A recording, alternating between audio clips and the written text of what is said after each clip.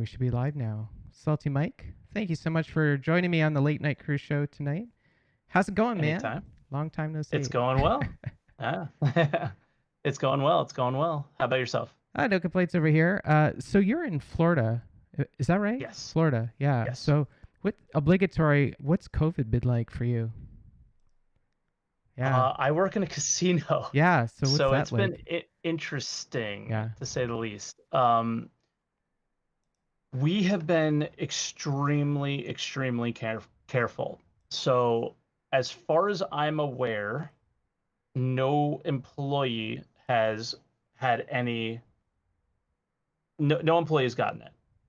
Maybe pre us opening back up, but since we've opened up, we've been super careful. So if there's only 6 players at the table, I think we're allowing 7 now, but I haven't been back to work. Tomorrow's my first day back this week. And then um, as soon as a player gets up, we clean their seat, we clean the area around them, and when they come back, they have to sanitize their hands. So, and same thing, there's things with the dealers where we are uh, only dealing one table per day. So one group of people, one 6-player group or now 7-player group per day, and we just rotate every half an hour. One person is cleaning, one person is dealing. Every half an hour we swap, and yeah, it's worked out really well. Most of the other casinos have had issues with cases, and we have not really. So that's been pretty nice. So in terms of like my life is fairly normal other than poker being like a little bit different because it's less players normal. Normally you would have 9 or 10 players at a table. So we've taken a few out to spread the players out a little bit, and obviously the whole mask thing. But if you don't turn on your TV, your life isn't as crazy as people make it out to be. You know, Yeah. that's sort of how my life has been. Yeah, I don't have a TV, so I feel like I'm completely immersed in the Star Citizen world because of that. So I'm fortunate, Yeah. really. But I think it's cool that you're a poker dealer, and that's called a croupier. Is that right? Yes. Am I Yeah, and pronouncing other that? in like Australia and Europe they call them croupiers, but in America it's just dealer. I Dealer. don't know. Do you call them croupiers in Canada? I've only been to a casino maybe once or twice in my life. I lost money both times, so I don't really have an That's what idea. they're. That's why they're so big and That's grand, why the they're so casinos, big. because most people lose. But I've played poker in Canada a couple times, but I can't remember what they called the dealers because I was so young. Because it's still 19 there, right? Yes. Drinking age and gambling age. Yeah. Yes. Yes. So when I was 19, we would drive up to Niagara Oh, Falls and have fun because we were young you would and drive stupid. all the way from Florida to Niagara Falls? No, I grew up in New Jersey. Oh, okay. So yeah, I grew up near New York City, but in New Jersey. It's like a 20-minute train ride to the city. So you've been doing this whole casino thing your whole life, I guess. Since I graduated college, yeah. So 2007 until now. Okay, that's still quite a It's the bit. only job I've ever had. Yeah. Are you like a professional poker player then, or do you ever play cards for money? I I the reason I became a poker dealer was because I was obsessed with poker and playing it, and I did play online for a while. A lot of the people that I guess grew up playing with online on a forum called 2 Plus 2. Some of these guys play for millions and millions of dollars now. I just never put the time in to it, and I would say I played semi-professionally. I was a winning player. I always made money every month, but the what ended up happening, it's kind of a long story, but I bought this house that I'm in now, and I put every dollar that I had in my bank account down on the house. So if we ever ran into a situation like we're in now, I'll never lose it. And I had poker money that I had made, and I took that cash. You can actually keep it at the casino, and I was keeping it at a casino at the time, and I took it out and I brought it home and put it in a safe, and I left it there in case my car broke down, my air conditioning broke down, anything that I needed cash for, I had. So I didn't play because you can win or lose a few thousand in a night at the stakes that I was playing, and I thought that that was way too risky to do.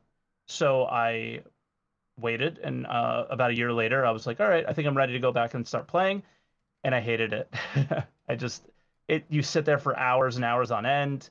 Um, Professional poker players or people who play in casinos are normally just extremely negative people that are, they're not losers, but they're losing players, right? So there's just a this whole air about it, and it's so dreary and sad. And I work in that environment, and I couldn't enjoy myself in that environment anymore. So I stopped playing, I guess, semi-professionally. But I would say that I'm a pretty good player, and if they ever put poker in Star Citizen, uh, I'll probably be pretty wealthy. Oh, they got to do that. They have to do that. I can't imagine them Yeah, not, It just yeah. seems like completely with their forte. Um, how did you go from like being a college graduate to getting into cards? You'd think that you'd want to be an astronaut or something like that. Well, I went to school to be a teacher, Oh, so there's no aspirations of making lots of money, right? And when I went to school, I realized that like by my junior year, I was sort of like, I really don't think this is for me. I mean, you're asking an 18-year-old kid to figure out what his passion is, and I had no idea what it was. So I really love sports, and I was like, I'd love to get into coaching, and I played baseball and ice hockey in college, and I uh, I wanted to do something with that, and teaching probably was a good avenue for it, I guess, is what I thought. And by my junior year, I was like, I don't like this. And I loved poker. And I didn't go to college too far away from Atlantic City. It was like 2 hours away. And my class would end on Monday at like 10 a.m. And I'd drive to Atlantic City. I'd play all day, all night, and drive home for my Tuesday class. And the dealers at this casino at the Borgata, this was a very popular casino in Atlantic City, they were making like something like $600 a day. And for a college kid that was going to be making like 30,000 to start a year in a high school or an elementary school, I should say, um, it just didn't make sense. And I had to have that long hard talk with my parents and say, when I graduate, I'm going to move to Atlantic City. And it took a little convincing, but I did. And um, I would say I have some regrets for it because it could have been a career, but poker kind of died as an industry when the online poker industry died in America, yeah. when they made it illegal. It could have been a career that led to upper management positions in casinos, but nowadays those don't exist anymore. People are really staying put. I've been in management, but at the more like entry level of management in a casino, so it's like a floor supervisor, and you basically manage the other dealers on the floor. But um, yeah, it just that's how it happened, and um, I don't know. I have some minor regrets, but I wouldn't take it back because it's a very flexible job, and I really enjoy streaming a lot, and I really enjoy making YouTube videos a lot, and it allows that flexibility with making a decent wage at the same time that doesn't require any additional education or anything like that. I mean, it's a job I don't want to say anybody can do, but almost anybody can do, and it's a very good paying job hourly for sure for the education you need.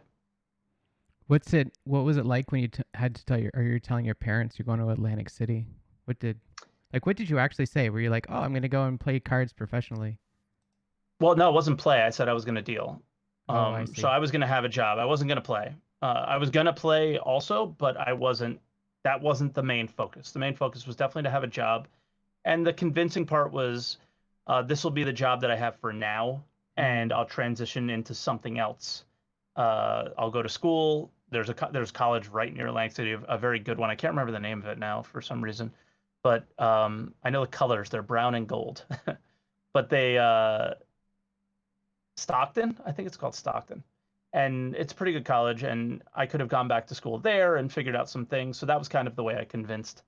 You got to convince my mom. My dad's easy going, but it was my mom I had to convince. How did you convince your mom into this whole streaming or YouTubing career? Well, by then I mean, I'm 35 now. I've been doing it for 6, 7 years. I don't have to convince my mom of Yeah. anything anymore. I'm an adult. But the I mean, talking to them about it, they're not they don't understand, really. But my brother does it as well, and he's still at home, so they know what it is, they get it. But um, I mean, I've explained to them that from day one, I started streaming this game obviously because I was very interested in it, but I um, I knew that Star Citizen was going to be something special on Twitch as well. I don't think it's even remotely reached its potential, uh, because the game obviously hasn't. But I think it has massive, massive legs, that can really take some people places, as far as careers go for this. And I've had to explain it to my girlfriend and now wife, how that works, because obviously it does take time away from her.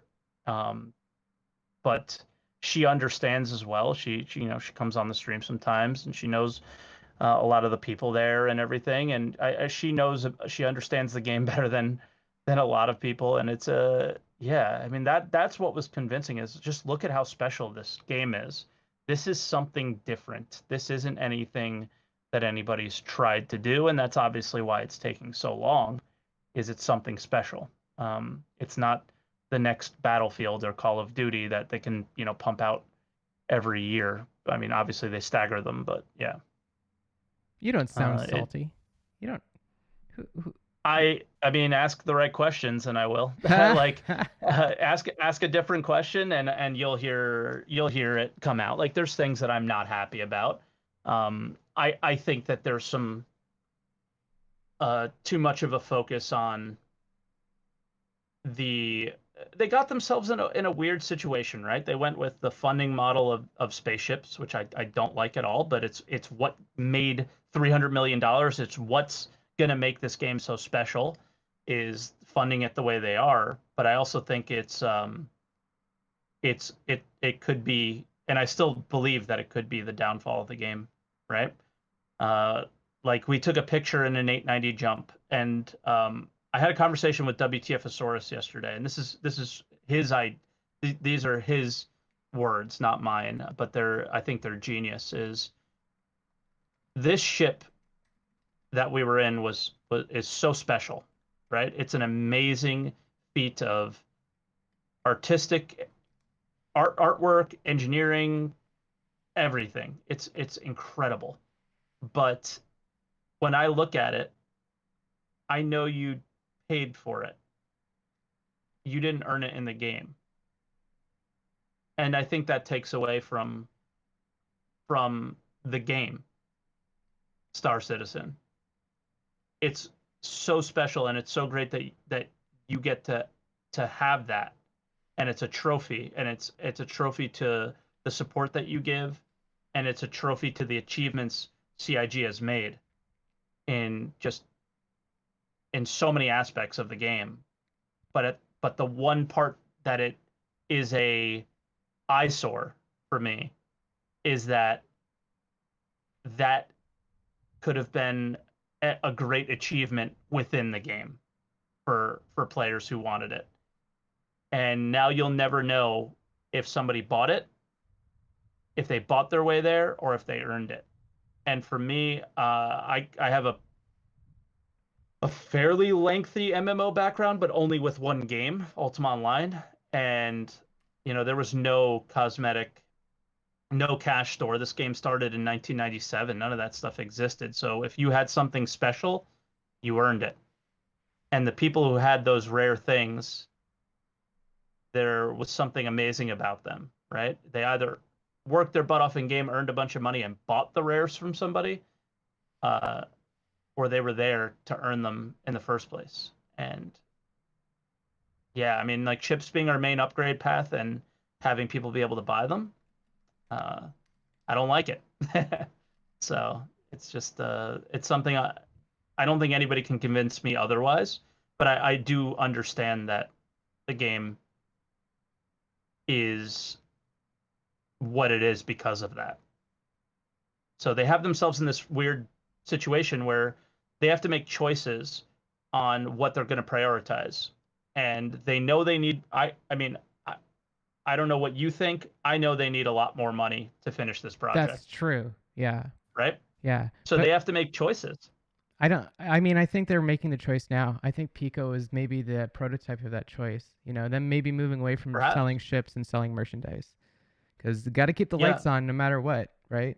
absolutely. You can't just sit here as someone who doesn't agree with it and say stop all ship sales. Yeah. Because I'm not saying that. You can't. They've put themselves in a box where they sort of still have to. But I hope you're right. I hope cosmetics, little items in game. Um, I honestly believe a subscription model is still the right way to go for a game like this. But That's me. what about the paint sales and what about selling components and stuff like that? Well, I think components are part of your upgrade path, right? Yeah. It's not just the hull of the ship; it's how it works. And earning those things in game, like here, you can't play any mission and earn access to something special. No component, no gun, nothing. Everything you have immediate access to right now. And that's where I talk about like those priority things is they prioritize the engineering aspects and the artwork aspects, and the gameplay teams just don't have the support that they need to even make little things like that are normal in every, not just MMO, but most video games in general, is progression paths or locked things behind gameplay, right?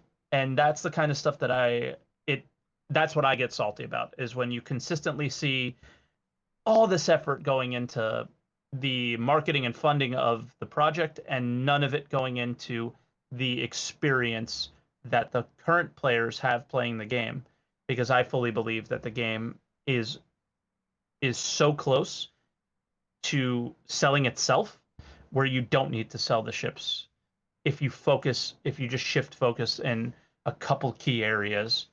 But yeah, I mean that's kind of how I feel. Just obviously there's some technical hurdles still, like the persistence stuff and server meshing. So for me, I will never go full salt until after server meshing and some of those key things are here. And if they work, that's fantastic. If they don't, then it's like, yep, yeah, you did us dirty, boys. You got us. I Congratulations. I think one of the most contested opinions I have of you, Salty Mike, is that I agree with like 99% of the stuff you say. So I think most people do. I don't Yeah, see any that's salt. I don't think you're that salty. I Sorry. don't think I think I think I just am from New Jersey and I'm a little bit more abrasive than most. That could be And it. I think you're catching me in a period of my life where I am trying to be more thoughtful and think before I speak rather than react. And I think a lot of people have been on Twitch for 6 years. I've haven't been doing YouTube videos that long, but um, I've had my moments, and I think people remember those moments more uh, than others. And I think because of those moments, they only hear what they want to, and they don't actually listen to what I'm saying, right? Some of the people out there have such high expectations for the people they see on YouTube and Twitch. Like they expect us to be Yeah. perfect human beings, and then when we do something stupid, they're like, "Whoa, you're not a perfect human being. What's going on?" Yeah, like, whoa, I'm in my bedroom as well, just like you, with a C920, webcam in front of me. It's nothing special. right? You could do this too. Any human being can do this with a few tools. So I'm not some special person, right? I guess I just prioritized and found this to be a really fun hobby that has kind of turned into to more than just a hobby. I think Yeah. it's cool that your But brother's looking into this as well. Does he do Star Citizen? no, well, he has it, but my brother actually is the one that got me into Twitch. Um, he was a big StarCraft player, Oh, and nice. yeah, I mean Twitch really found its place in the market because of StarCraft and esports on Twitch with StarCraft back in the day. At least that's what he was watching. I mean, all the memes came out of the StarCraft channels, and he was. I remember we were just sitting on our couch in New Jersey. I was visiting from Atlantic City, I think, maybe, yeah, and we were watching a StarCraft tournament, and he was teaching me all what Kappa means and all that stuff, and I was like, oh, this is cool. And then I was still playing Ultima Online, and I was like, oh, I'll stream Ultima Online, and obviously nobody watches that. And then I found out about Star Citizen because Chris actually was a part of Ultima Online, and a lot of members that I think Tony Z was, and other people that work in the Austin studio were a big part of that project. And I found out about Star Citizen from an Ultima Online forum, and that was it. I was like, this is. I was a wing. I played Wing Commander as a kid as well, so I have a hefty background with Chris, I guess. Yeah, me too. I wanted to hold off this conversation until later, but I don't see a way around it now. So I guess we might as well get into UO. I would still identify as a UO streamer. I streamed this morning. I try to do at least once a week. Um, Outlands, say again? or do you stream like Outlands, the free shards, or do you play on the original? I don't even know what they're called. The OSI Like the server? OSI servers, yeah. Yeah, I don't do that. No, I got a bad taste in my mouth from the OSI servers. Like, I tried to get back into them, but like they just turned into World of Warcraft. So, I They guess, tried, yeah. They made that shift and they got away from UO. yeah, it's I not just Ultima PvP'd at anymore. the end. That's all I did. Something you're supposed to ask me though is if I was pre-trammel. Yeah, are you pre-tram or post-tram? I'm still pre-tram, so the server that I play on is the Second Age server. Okay. Yeah, it's badass. If you ever want to hop in sometime, man, it's a lot of fun. All right. I think I did try to play on Second Age. I tried Outlands recently, which is a free shard that is pretty interesting what they're doing, but it's a tram and fell shard. But the I played on Pacific. Okay. I don't know why my friend in high school played on Pacific because I think his brother played on it. And yeah, I played there and eventually I started what did you start out as? What was your main character? I actually started as, well, I started as a tailor technically. Yeah. Okay. Yeah. I was a miner and smithy. Out in Minoc. Seems like a Minoc build right there. I stayed in Brit. Wow. Yeah. So you Yeah. did you I go to like the crossroads on your way to U and then do those mining areas out there? Yep. Yeah. Yeah, I would go there and I would even just hit up the Brit the mine right above the graveyard. Okay. Yeah, out by the dungeon out there. Yep. That's brave. Yeah, you're a very brave guy. Yeah. Yeah. Well, I was post tram. I came in Oh. in UO Renaissance, Okay. which is I That think when they made tram, Yeah, well, Second right? Age was just our Third Age. No, no, no, Trammel, you're right. UOR, you're right. I'm sorry. There's so many Yeah. patches. I get them all mixed up. But I stayed mostly in Fell. Yeah. Um, I after a while, I definitely just I was so enamored by how uh deep the PvP was in terms of like mages.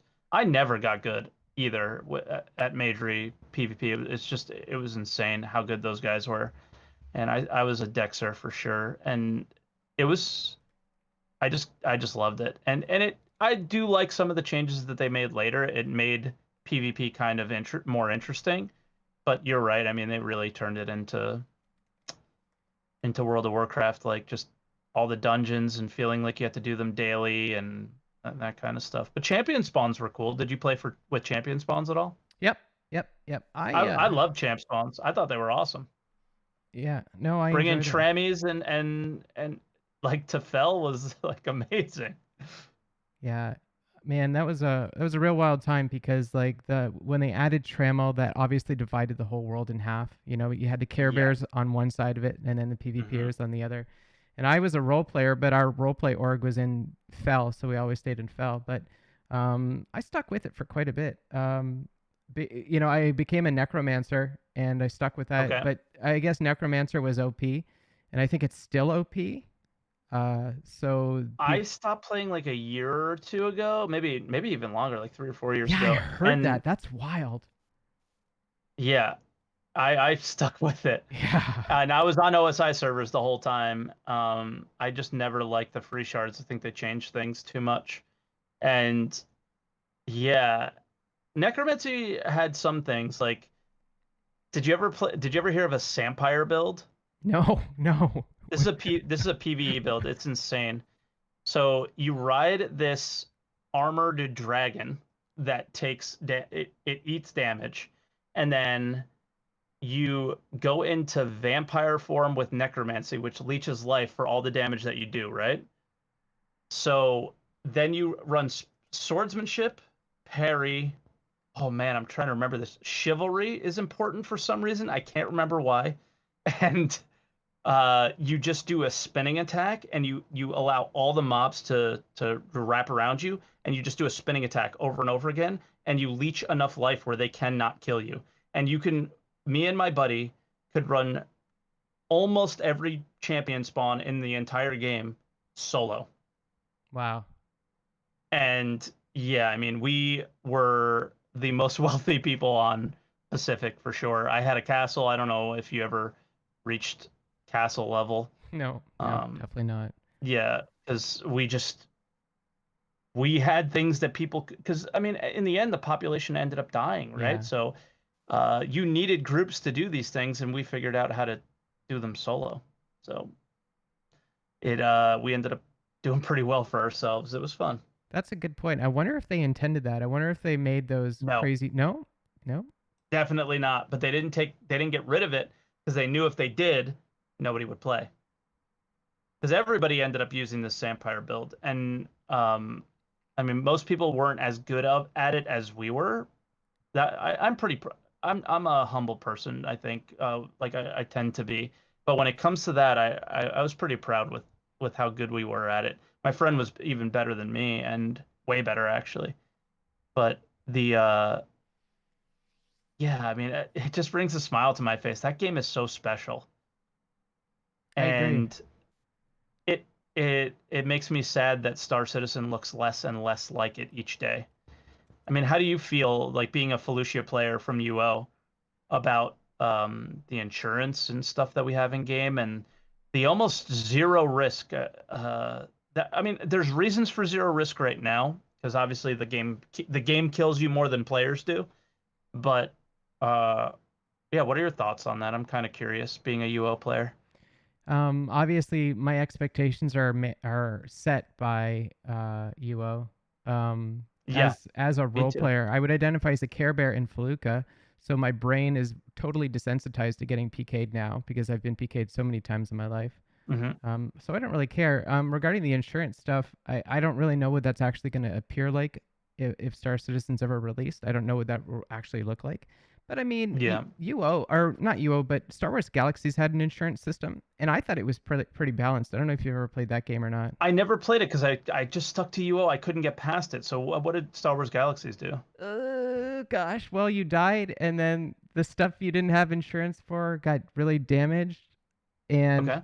I just remember that being very fair, and like you could only like go to a dungeon 3 or 4 times before you lose all your stuff. And I think that's regardless if you had insurance or not. There was like a cooldown, I think, for your insurance. Mm. If anybody out there is correcting me, please don't hesitate to. But something, I mean, this is like, what, 15 years ago now. So you're really testing my Yeah. memory. But I just remember being satisfied with it and impressed by it at the time. Okay. What was the reward for PvP?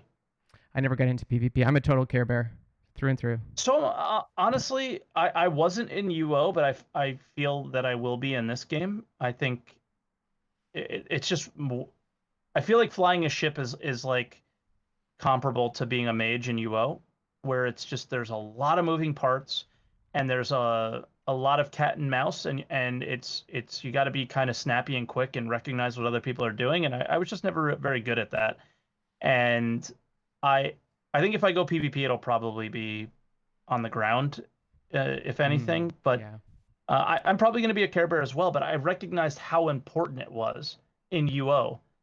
Uh, like when you were mining or when you were doing anything in Fell, that risk to get back to the Moon Gate to Trammel or whatever, right? That blood rush, that heart pumping moment, that really matters to me in a game.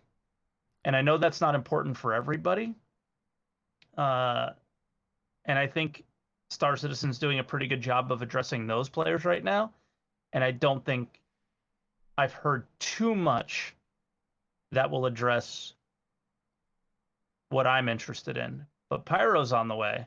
So I'm very curious to see what is Pyro Fell, you know? Like, how does that play out? I'm very curious. I always thought it was going to be Buck's Den. That's what I thought. Yeah, yeah, dude, Buxton. I actually just when you said it, I remember a moment from the game of like killing a player with a spear. I just was naked with a tribal spear. That Like was that was the Buck's only Den. RP I've ever did. That was Yeah. Buck's Den. There's always somebody like Naked with a that. tribal spear. Yep, Yep, 100%. that was me. That was me.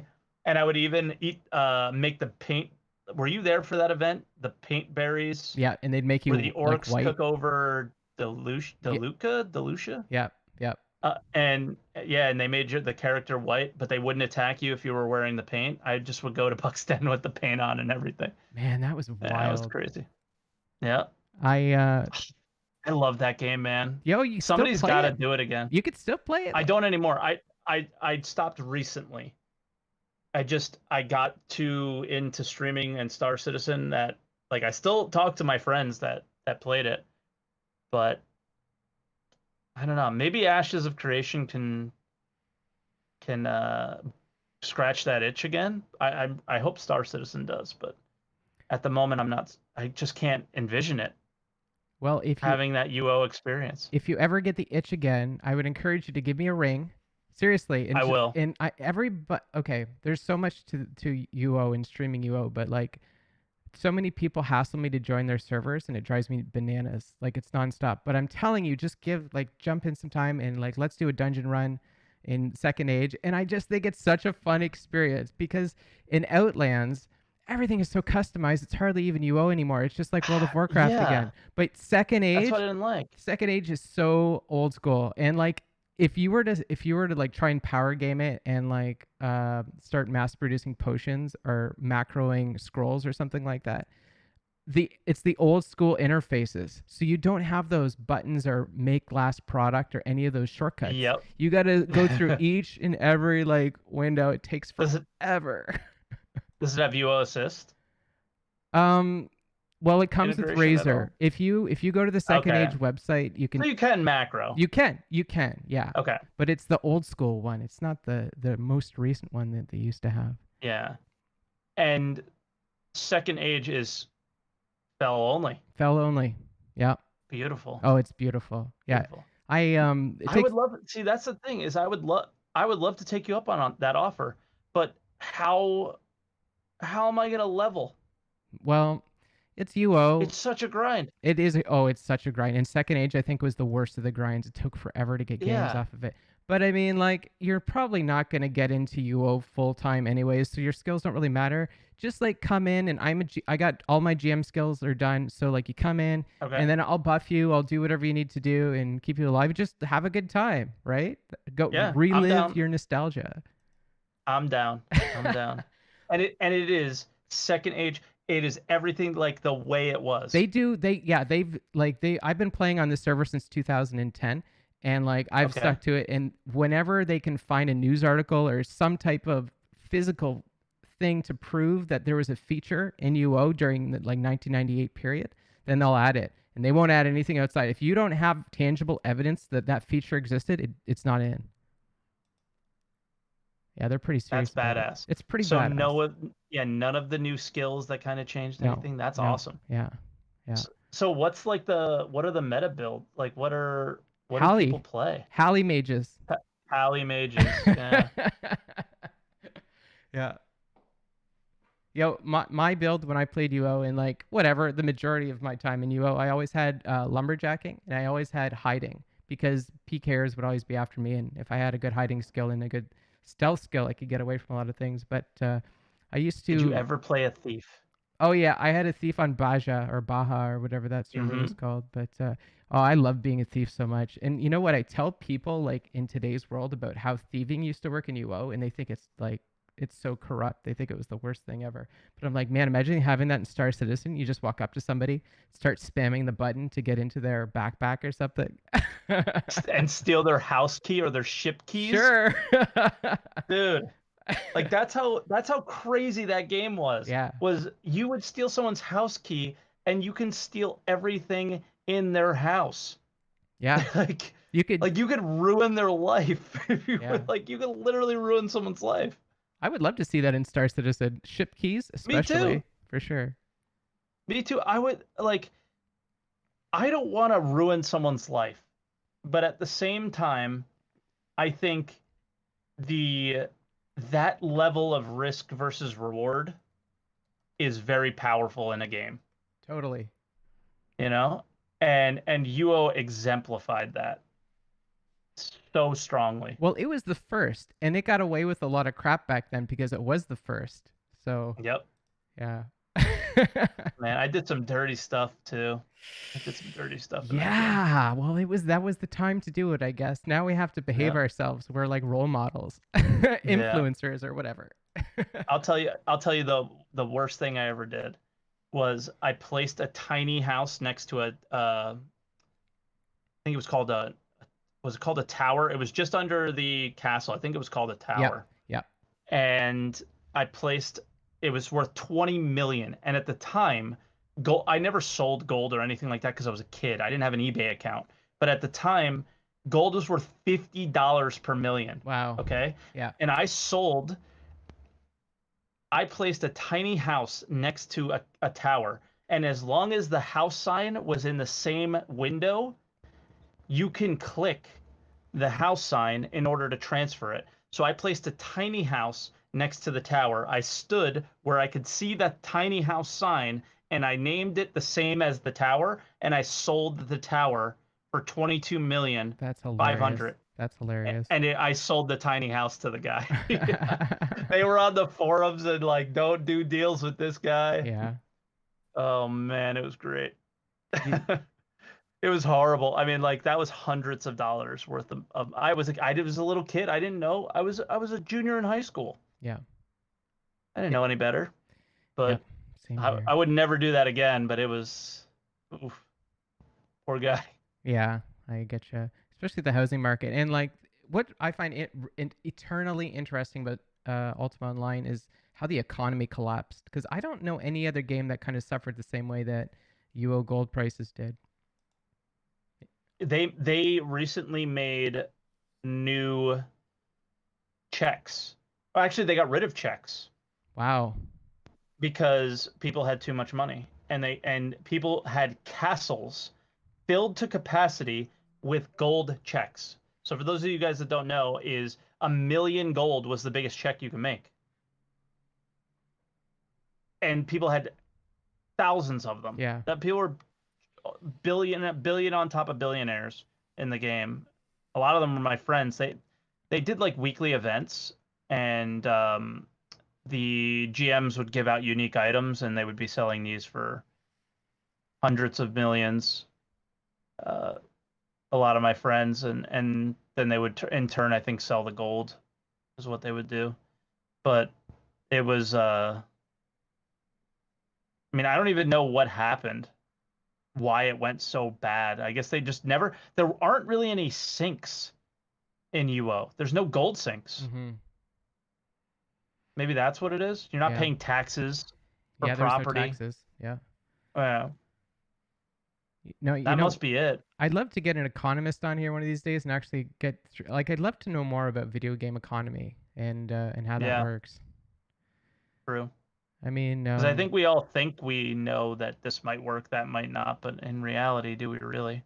when it comes to economy, it scares the crap out of me because I saw what happened to UO, and I don't want that to happen in any other game. Well, that actually is what drew me to this game. I don't know how you feel about it, but for me, it was the economy video is what sold me on the game back in 2013 or something. It's old. Um, it explained how that there were 9 NPCs for every one of us, and that they were in control of the economy, Yeah, not the players. yeah. And I was like, oh, well, UO players ruined it, so it must be a good idea.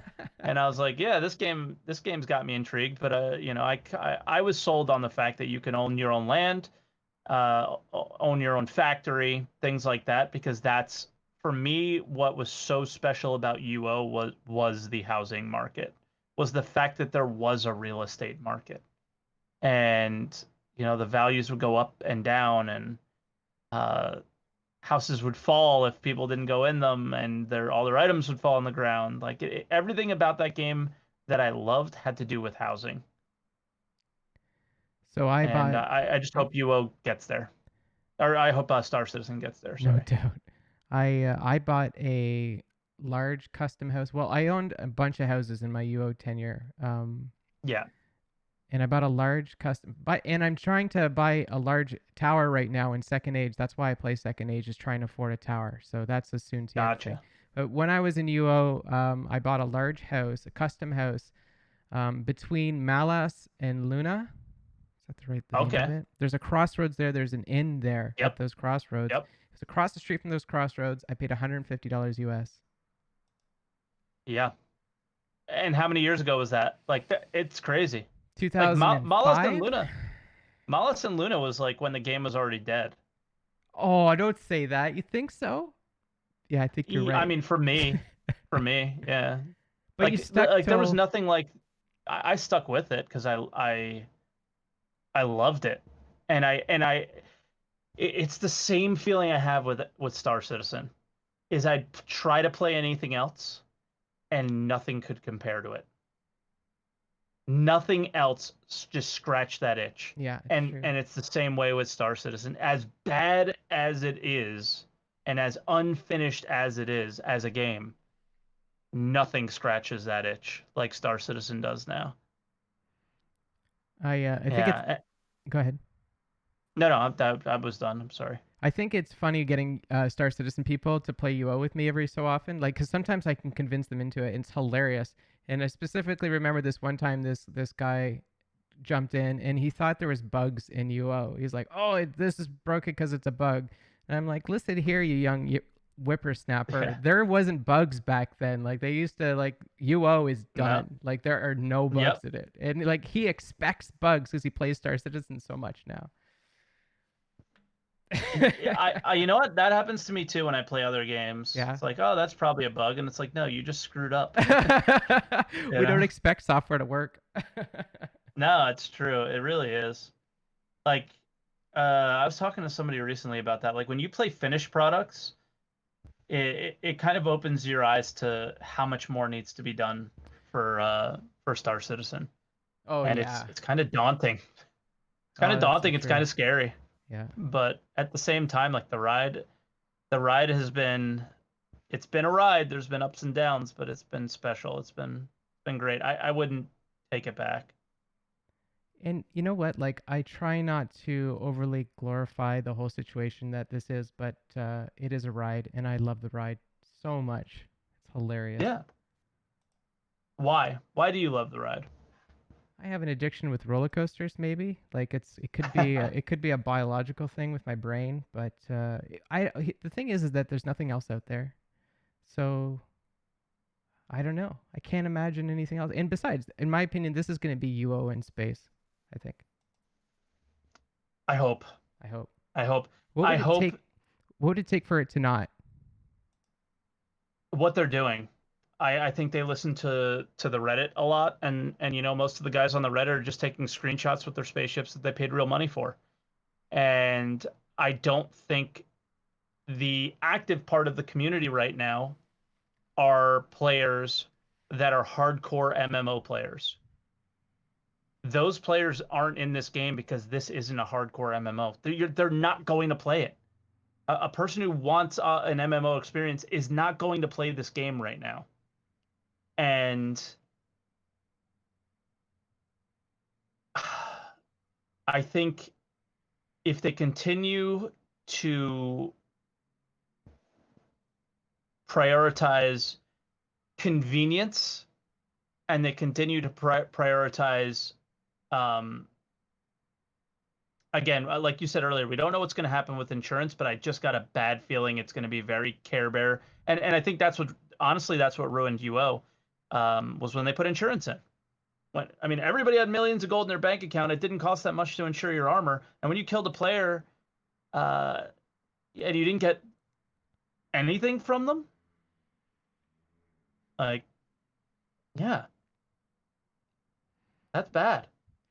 So, yeah, for me, it's going to take that. It's going to take massive amounts of risk and reward, and the risk is going to be painful for the people that die for it to be UO, because that's what UO was. And when you earned yourself that house, that's why it was special, because it was hard, and it wasn't just a grind. It was a roller coaster, and we're on the lazy river, Yes. right? Yes. We're on the lazy river path, and I hope there's going to be some dips and dives. But again, for me, like I said, server meshing, then they have no excuse to say, hey, we don't really want to redo work, because you actually have the framework of the MMO at that point, and now it's time to get to work now. It's not about the looks anymore. It's not about anything other than getting that user experience, right. And they don't convey their vision too much about it. Obviously, there's the Death of a Spaceman, which is that really that doesn't give me UO vibes or anything. But it's an interesting take on risk and reward, but you don't really lose anything. It's also very You vague. keep all your items. It's very vague. Yeah, it's it's very it's vague and not vague at the same time. It's weird. Convoluted, I think, is what they call that. C word. Yes. Yep. But sorry, go ahead. No, that's it. I was just gonna say Redley or Nubify expressing salt in chat right now, saying that Star Citizen will never go the way of UO, so on and so forth. I don't think so either. It doesn't have to be full UO.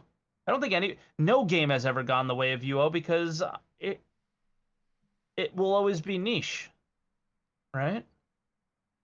Does it need to be though? I mean, like we're talking fidelity. This is really all about the F word, man. Like all the games Yeah. nowadays are lacking fidelity, and why can't we introduce fidelity into games? Why? Why?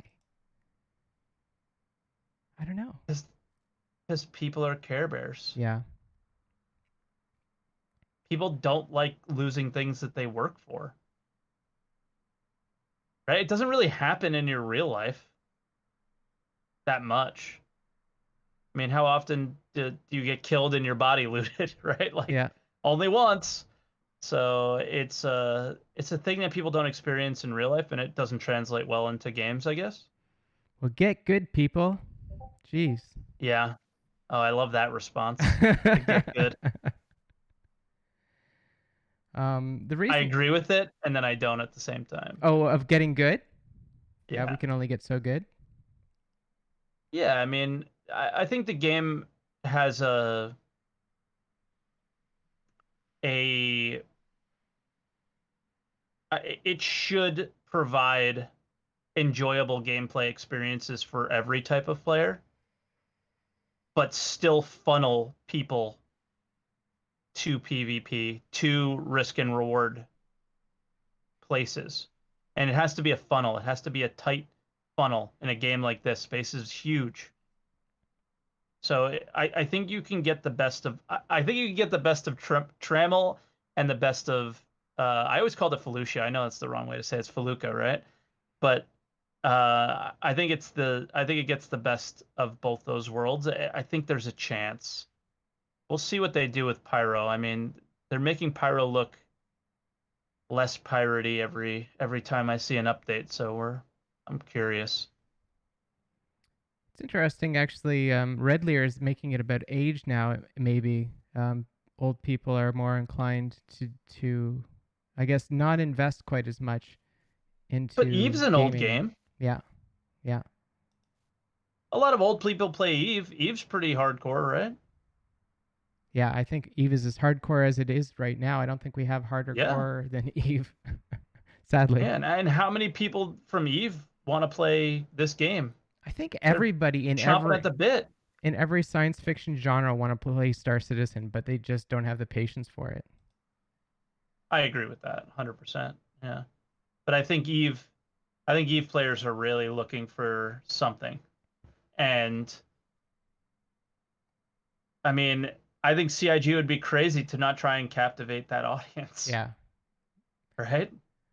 it's kind of Like I don't know, like people that are Care Bears just hang out around Terra, and you'll be all right. You can experience the entire game around Terra and that area, let's say, and a few other systems, and then let everybody else run wild. That's just kind of how I feel. yeah. I agree. You want to venture out, there's going to be risks. And I don't intend to PvP. I what I've been doing in game is mostly mining and economy style stuff, but I want to have to look over my shoulder. That's what I need.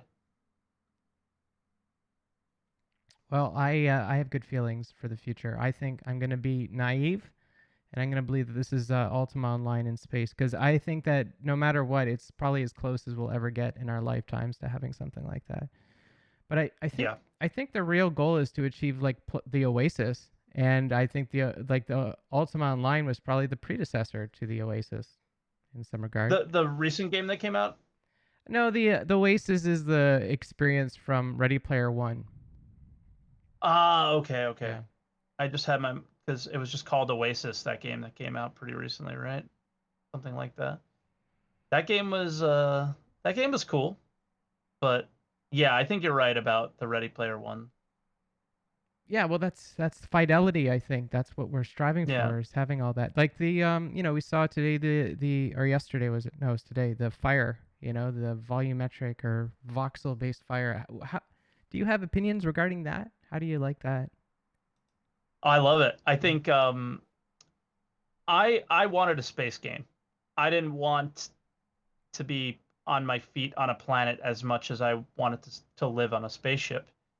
And fire is the most dangerous thing on a spaceship, right? So the idea of really thinking about how you're going to do that and how you're going to gamify it, I think that's really important for a space game, and I think it's great to see things like that because I'm so sick and tired of seeing how beautiful the planets are. It's amazing. It's an amazing feat of technology, but for me, I bought a space game, and I just imagine Caterpillar, Argo Mole, some of the larger ships that a fire breaks out and the hysteria that ensues, right? So I love it. I love it.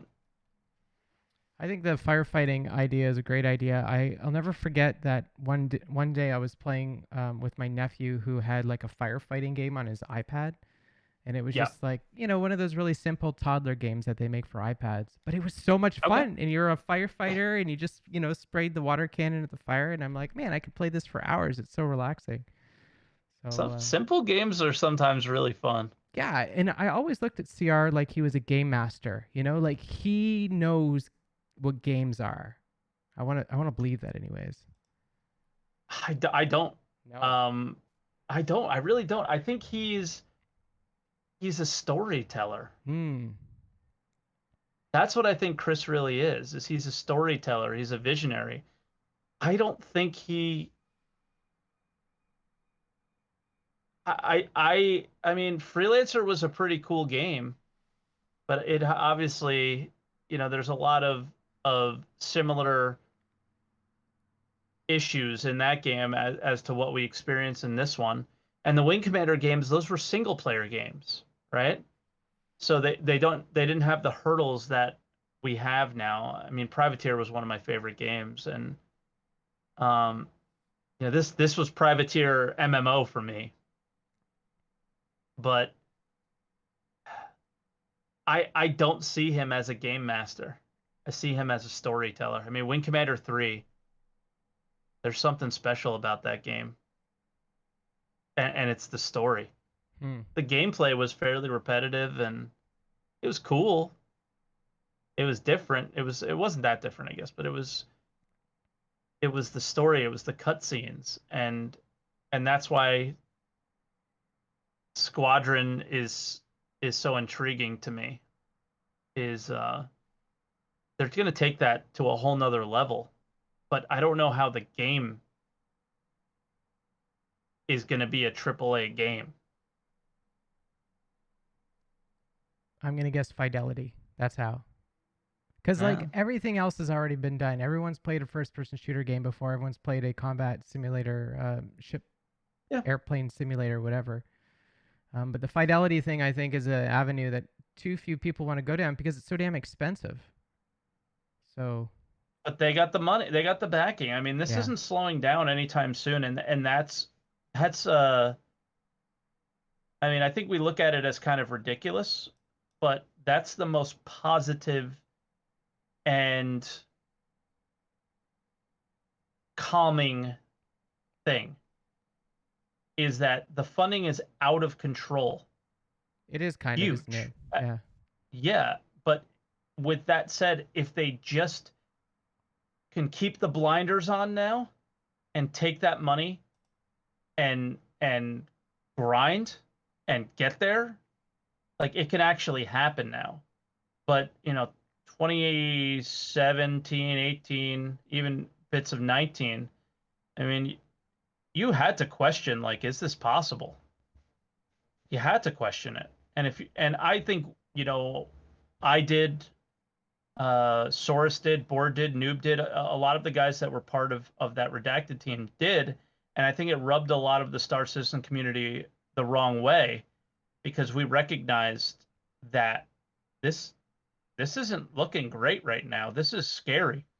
And I don't have that fear anymore because they just make $10 million a month plus. It's bonkers.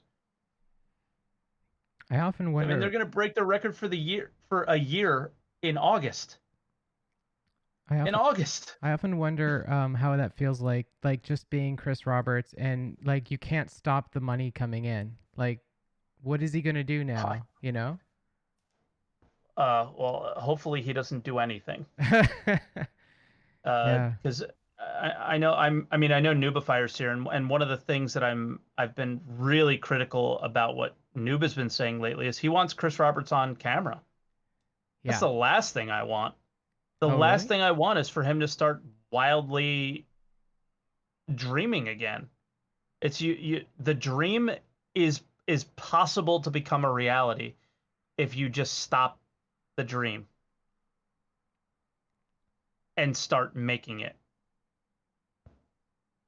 Right? Like this game is literally every game in one at this point. You can't go much further than where we are now. You can't do much more. You can't get any wilder. They obviously have to continue to keep pushing the visuals. That's always going to be something they're going to have to do because as they continue to extend the release of the project, other games are catching up Yeah. and they're going to have to stay ahead of those if they're going to keep ahead of the curve. But besides that, they just have to deliver on the post 2016 vision because obviously it changed somewhere in that 2015 2016 time when when procedural planets happened. So, a little bit post 2016, whatever he had in his mind then, it's got to kind of stay that way. Can't go much further. Yeah. That's how I think about it actually when I think about the last pillar talk that the last time he was on camera I think was for a pillar talk, and it was basically him just saying, we're going to get everything. You're going to get everything. And there was really not Do you much. remember the name of it? The Pillar Talk. No, what was it? It was like all about 3.8 or all about 3.9, Yeah. and he starts talking about things that aren't even on the roadmap in 3.12 and were never going to be on the roadmap in 3.12, like outposts that we would own. It's just like, um, just shut up, stop talking. And I love that he's not on camera. I love the man. I've played all of those games, and he's a really nice guy. Like, I've obviously met him in person, and but he is a danger to the expectations that the community builds, uh, because he creates those expectations by the things that he says, and he doesn't he doesn't calm those expectations. He incites them, and it's dangerous and it's bad. And he's not a good at estimating when things will be done. He's good at coming up with great ideas for what a great video game might end up being like, and that's the extent of what I want to see him doing these days. Uh, it's just even when he's on camera, we all love it, man. We all love it. It's amazing because you hear it, you hear what's in his head come out of his mouth, and it's so exciting. And then you get excited, and then 3 months later, 6 months later, 9 months later, a year later, and none of the things that came out of his mouth are even remotely going to be possible. And it can be frustrating, and I'm just not that patient. I don't have Buddha levels of patience that some of these backers have. So, yeah. How much patience do you have? At what point does the salt mine run empty for you? Post server meshing, it comes down to server meshing comes in. It's obviously going to have its bugs and its issues, right? But um, if we're not seeing post server meshing, I'll probably give them a year. If I don't see them really transition into major focuses on the user experience and risk versus reward and um, variety in what we see and feel and experience in the game, in terms of missions and the like, uh, that's when I'm done. And I'm done at that point because it's been the 64-bit precision. I'm definitely skipping a couple steps, but object container streaming, servers. Then we never knew server side object container streaming was a thing, and then they just said it out of nowhere. Oh, well, we need that. The game will be good when we have that. Now it's persistence and Gen 12 renderer and iCache and server meshing. Like we've always known about server meshing. Server meshing was always something that needed to be done to make Star Citizen possible. And after that one, I'm done. If they do server meshing and then say, well, we need quantum server meshing. We need to get something that's when I'm done. That's when for me, um, the people calling the game a scam, I would actually start believing them a little bit and just going, wow, maybe Chris, Sandy, Aaron, and friends are really stringing this along because it's a consistent paycheck. Games come and go, movies come and go, uh, but they can get their paycheck every 2 weeks, whatever that may be, as the level of employee they are at the company. And yeah, I think I agree, Red. There, like he's saying, the scam implies Implies malice, malice. but Yeah. but at that point, I am implying that there's malice involved. But it would take something that drastic for me to think that it's something other than insane ambition. That is why it's taking so long and why there's so many issues. Um, post server meshing, that's where I and I'm gonna give them time, a full year at least. But then if they keep stringing the carrot along, then for me it would kind of confirm that belief that maybe it's just them collecting a paycheck and having a nice life, and good for them. You got me, But at that point, you got me. I'm not going to be upset, but I'm going to hang my headphones up and call it a day. At that point, find something else. But I don't think that's what's going to happen. Yeah. But it's certainly a possibility. I met Richard Garriott, by the way. Really? I've Yeah. never met Richard Garriott. And I talked to him about Chris Roberts. Really? So what did he say? He said he's a good guy. He said he's a good guy. So I believe him. I believe him I too. believe Chris is a good guy. Richard Garriott was very proud of two things: the fact that he was a SpaceX investor, and the fact that he is a part of the Star Citizen community. And I'm like, if that guy supports this, then whatever, man. So I just have to. Yeah, yeah. What'd you think of Shroud of the Avatar? Oh yeah, well that was another thing too.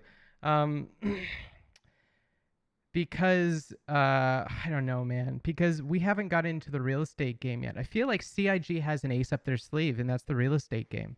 And I feel like Shroud of the Avatar, they use their hands up or their cards up too early on. They should have held it back a little. I'm saying this to a professional card player, so I'm way out of my element here. But like, they held on to, or they're still holding on to that ace. And Shroud of the Avatar. I would say, sir, protect your hand, please. Yeah, you have to protect your hand at all times. That's what they should have done. Absolutely. No, yeah. I think I don't know. I think Shroud of the Avatar is kind of screwed, but I'm overly optimistic about the situation, and maybe they'll reboot it using the Star engine.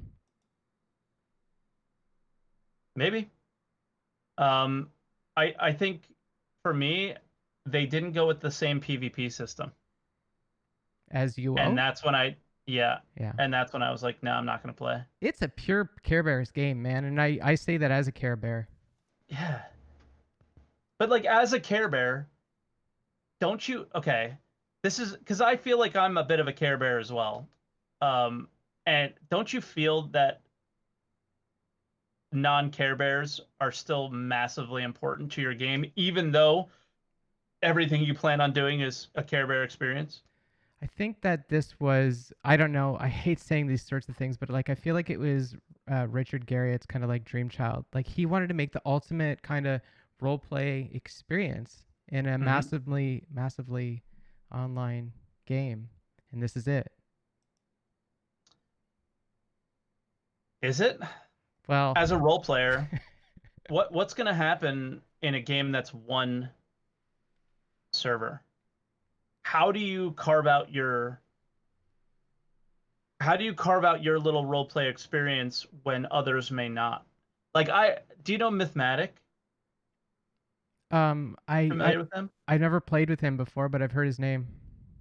So I just happened to come across him organically in the game, and I wasn't role playing, and he was, and he did handle it pretty well, and he actually brought me into it just like without me even realizing, right? So like I'm kind of curious what you think about that, because I've never role played really. What, like role playing in Star Citizen? Sure. That's hard. Okay, so I've been to a couple of Star Citizen, like there's the org, the Star Citizen roleplay org, right? I've been to a couple of their events, but there's like different types of role players out there, and they go about things differently. Like there's the whole like Second Life type of role play, if you know what I mean. There's that, and I think that's a thing, and that's cool. But like for me, I come from UO, and I was we were a hardcore RP guild in UO.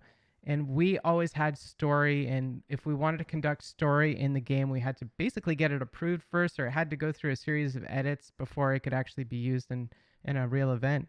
I think that's... You were shoes off at the door kind of role play. Like, as soon as we entered the door of the tower or whatever, we had to full on, our characters were on. that what you mean? Yeah. Yeah. Well, the only time I dabbled in any RP was in UO, and I went into the house, and I still had my shoes on, and I got yelled at, Oh and I was yeah. like, "No, I'm not."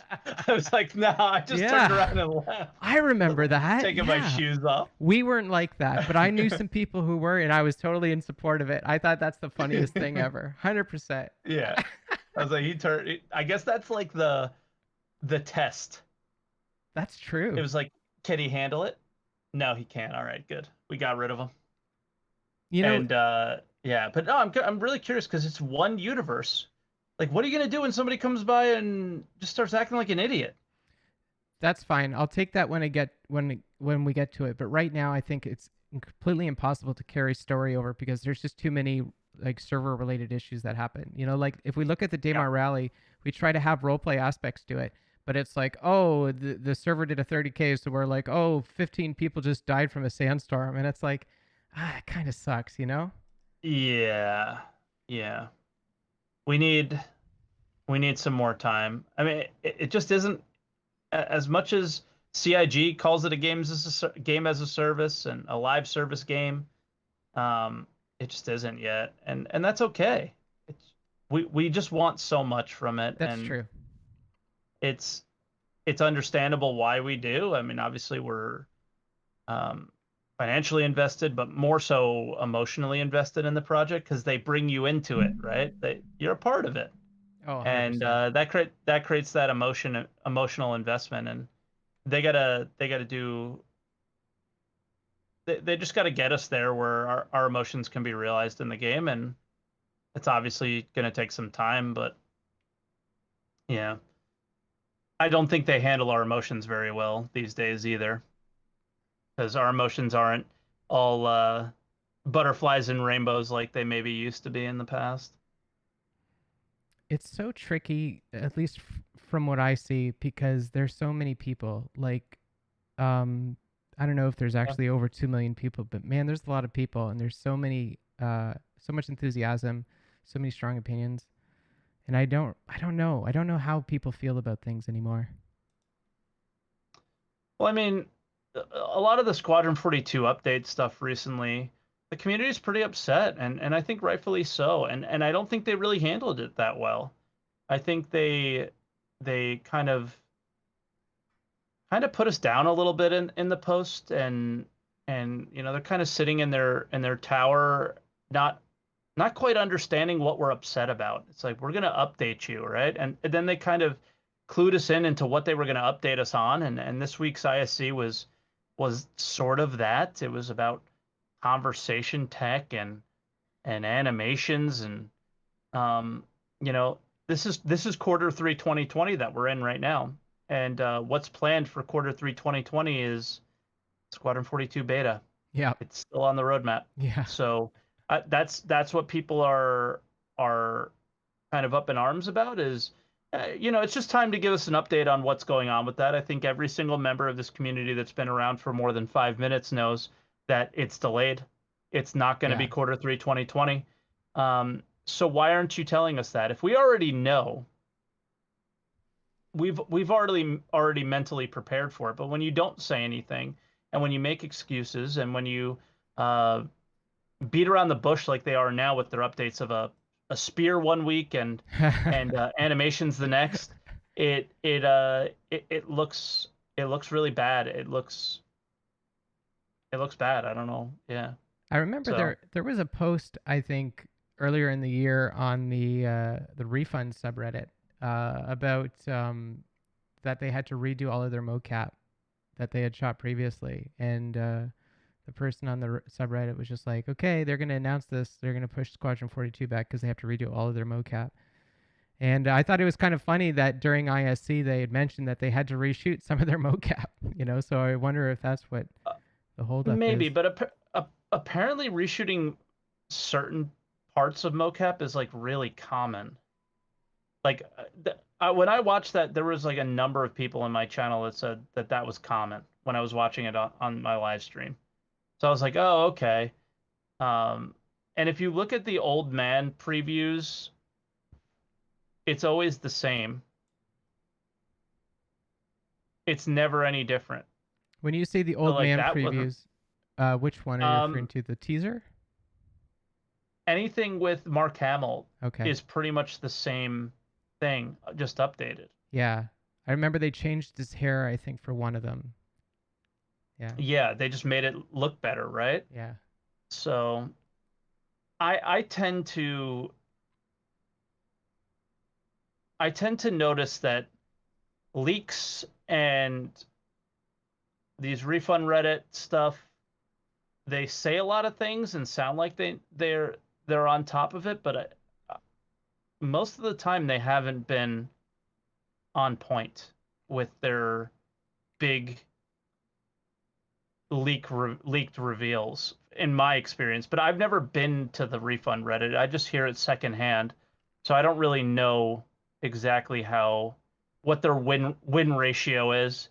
It's But in low. my experience, it's been pretty low. Yeah. Yeah. It's pretty low. I don't usually go on that because I can only tolerate so much.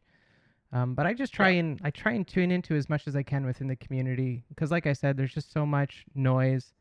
I just want It's to know healthy. what's. You think so? I don't know. I think it's healthy. Yeah, I think I should probably do it more. Is you have to understand where these people are coming from, right? Why are they upset? And are they wrong for being upset? I don't think so. I think Answer the Call 2016 and Squadron 42 released will be released in 2018 was mentioned a few times, and stuff like that is not really cool, and I could see why people would be upset about it, right? So I don't I don't think that they're in the wrong. I just think the way they go about it isn't always the best. Um, but it's just them emotionally expressing their feelings, you know, Yep. and it's just kind of come out a certain way, and especially being on the internet. Yeah. That's a problem. Anonymity. Yeah, You know, for sure. one thing I wanted to ask you is what are you saltiest about in Star Citizen? What's the saltiest subject? Ooh, mm, there's a lot, so I might need a second here. That's I really fine. think it's probably the thing we talked about earlier was the selling of spaceships. Okay. Interesting. Like I Okay. know again, I know it's the result. The result is got us here, but I think it's gonna ruin the game. I just think about in UO when I said that I purchased that large house plot for 150 bucks American. The reason that I Yep, purchased it is because all of the land plots were occupied. And yep, I'd never owned a big house before. The only house I legitimately got, and let me tell you how much of a thrill it was to get my first house. It was 120,000 gold pieces, and the second the Tramo went live and the housing was turned on, we were essentially sniping. We were waiting for us to be able to place yep, those deeds, and that's what I did. That was the proudest moment. But after that, everything got filled up, and I couldn't have a house, so I had to pay to win. yep, yeah. Or you could have grinded, Well, no, because but there was no places available. I couldn't place my own. you could have bought from somebody. I could have done that. That's true. Yep. I never paid real money for a house in that game. I grinded. I Millions and picked up millions. every if I came across a Mongbat with 15 gold pieces on him, I picked it up because I wanted that house, you know? I would like to. I wanted I wanted a house with a vendor that would get walked by. Where was it? Where would I have want? I didn't have Oh, one you didn't that have had a one. vendor. Oh, okay. No, I would have wanted I would have wanted it Britbank Moongate back in Oh the day, gosh. but yeah, I mean the some or Crossroads or something like that. But Luna Bank ended up becoming the spot later in UO's life, Yeah, I where remember that. that ended up becoming my goal, and that's what I was striving for. And I just they never went up for sale, so I was never able to get one. That's the thing. You could have had a Star Citizen pay to win button there saying, "Hey, get some prime property." Yeah, and I think that sucks. I think that's so crappy uh, because um, I think what makes games great is that they allow you to be the hero in a lot of cases. And right, like I made choices in my life where I'm a poker dealer and I don't make a ton of money. You know, I'm very happy with the living I make, but I can't go and just buy things in a video game. I have to think about what choices I make with money. And I typically can't choose the video game. And that somebody else can in the game that I'm supposed to escape reality from, it creeps in that way. I think that's my underlying feeling with it. And I feel like that's fair. I feel like maybe I'm sounding too socialist or something, but I feel like or communist or something, but I feel like the most games start out at a level playing field, and the amount of effort you put in will decide how much money you make. But the difference is and the same goes for real life, right? It's choices, but it's also the amount of effort you put into things, um, and a little bit of luck and all that stuff. Is that within the confines of a video game's, um, I guess, walls that they build, is that the more you play and the more effort you put into it, the more likely you're going to be successful in your dreams in the game. And I think when somebody can just take their wallet and swipe their credit card and do the same thing that I would spend 200, 300, 1,000 hours trying to get is just demoralizing. well, I think that they did stress that eventually they want to get into the business of selling currency. Um, Yeah, do you see that as a problem as well? somewhat. Um, have you ever played Albion Online? I tried that. I thought that was going to be my UO. Nope. Nope. I don't know exactly how they do it. They have this gold market that's constantly fluctuating.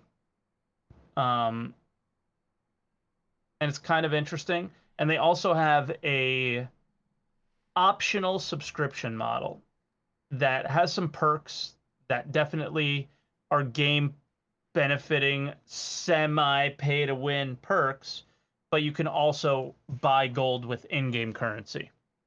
So they have silver and they have gold. Gold is the purchasable currency, and silver is what you earn in the game. Um, I think they really need to do something like that and not have again the ability to just swipe your credit card. Like I know I've heard when I was on the Yacht Club podcast, like they told me a story about a guy who every week buys the maximum allowable per week now. Wow. My God. And he's been doing it for My years. God. That's not good. That's bad. That's not good for a game. And I like we're always gonna get the what's pay to win, what's winning in this game. Uh, for me, winning is knowing that the guy who is flying the same ship as me earned it the same way I did. That's for me. But I also understand that the audience is older. They have children. I'm 35 years old. Like I snaked my way into streaming and making it a sort of job so I can play the game this many hours, right? But most people don't have those opportunities. They got to go to work 9 to 5, and I mean, I don't sleep much, but you know, I stream and work. I don't stream full time, but um, I do get to put more hours into gaming than your average 35-year-old male, I would assume. And yeah, like I get that part. So how do you solve that problem? For me, it's the optional subscription model that I can pay for with in-game currency as well. That benefits both of us, but I earned it one way and you earned it another, but the benefits are exactly equal, right? Whereas you make 100, 200, $300,000 a year, and you're buying 890 jumps, selling them for in-game currency, buying, earning rep over here this way, where I gotta play. Yeah, I thought I might be describing Plex and Eve, but it's also the um, same thing in Albion Online, and I thought that was a pretty good way of doing it. Personally, it didn't bother me much. Well, I mean, I guess we have two currencies now, don't we? We have three currencies. We have four. We have AUEC, UEC, the REC, and then the currency that you get in the jail cell. What are those called again? Oh, merits, Merits. Yeah. merits. So Yeah, we're getting there, I think. Maybe. we we are. I don't think there would be anything wrong with adding another one. I just don't know if they're going to go that way. I mean, they've adamantly said that they will not do a subscription up to this point. And for me, I can't see a reality without one, and having an even enough playing field in the game. But again, I might be totally off base by feeling that way, but I can't stop the way I feel. I mean, those feelings come from experiences in other games that I loved. I'm curious to know because you did mention how many hours a week do you play Star Citizen? Ooh, I stream 6 days a week, and I would say maybe 24 to 30, 24, 25, 30 hours a 25, week of 30. Star Citizen. Okay. I don't stream very long because I have to work, Oh yeah, but I think that's pretty good. Really. yeah, I think it's a pretty hefty amount to play a game that, is pretty the way it is. Yeah, I mean I think that's most of the time the game's sort of the background, and we do a lot of what we're doing here on the show. We just kind of talk about different topics about the game. it's 5 hours a day, so I'm lucky to get three. I think I'm lucky to get 3 hours a day, so that's what I am. Hmm. And I would also be a 35-year-old male, such as yourself. So Ah, nice. 1985. It's yeah, a good year. good year they say. What do they say? Oh shoot, I'm sorry, I had this written down here. Um, well, I feel that CIG kind of represents a new age of multimedia companies. With them being Sure. crowdfunded and stuff like that. And I don't know. I think there's going to be more companies like this in the future. Maybe that'll be more like CIG. I think that maybe just they're the first to get as far as they have. I mean, they are the largest crowdfunded project in history. Anything. Yeah. Yeah. Um, if it succeeds, Well, I what think does a that lot of mean? What is people. success? I think if they release and have a player base that doesn't die, right? So like good concurrency when you go in game, there's people there to interact with. I mean, the game I think is going to be very based on your interactions with other players. I know there's a ton of NPCs, but there's so much effort being put into things like VoIP and stuff like that, where I think they really want that to be a big part of it, right? So, um, I think if there's no other players, the game can live with this whole quanta system and dynamic economy where you can live in it and enjoy it.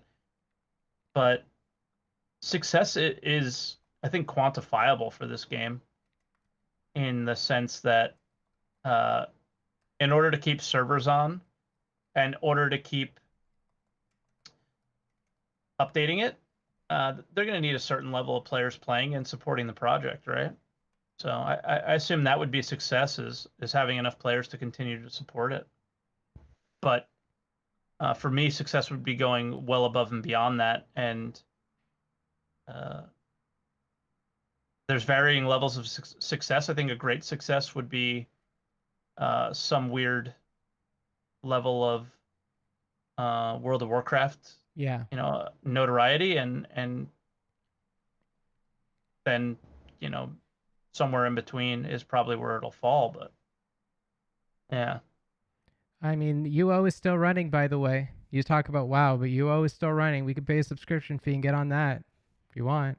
yeah, So yeah. I don't think it It's takes really a hard though. You know why I stopped? Because I couldn't figure out how to my credit card expired, and I couldn't figure out how to pay for it. They made Oh. it so freaking complicated. And then I just said, screw it. And my castle fell, and all my stuff fell, and my friends Ah, grabbed my stuff from me. forget it. And yeah, I lost everything. So then once you lose everything, it's like, that was 17 years worth of memories gone. Ah, man.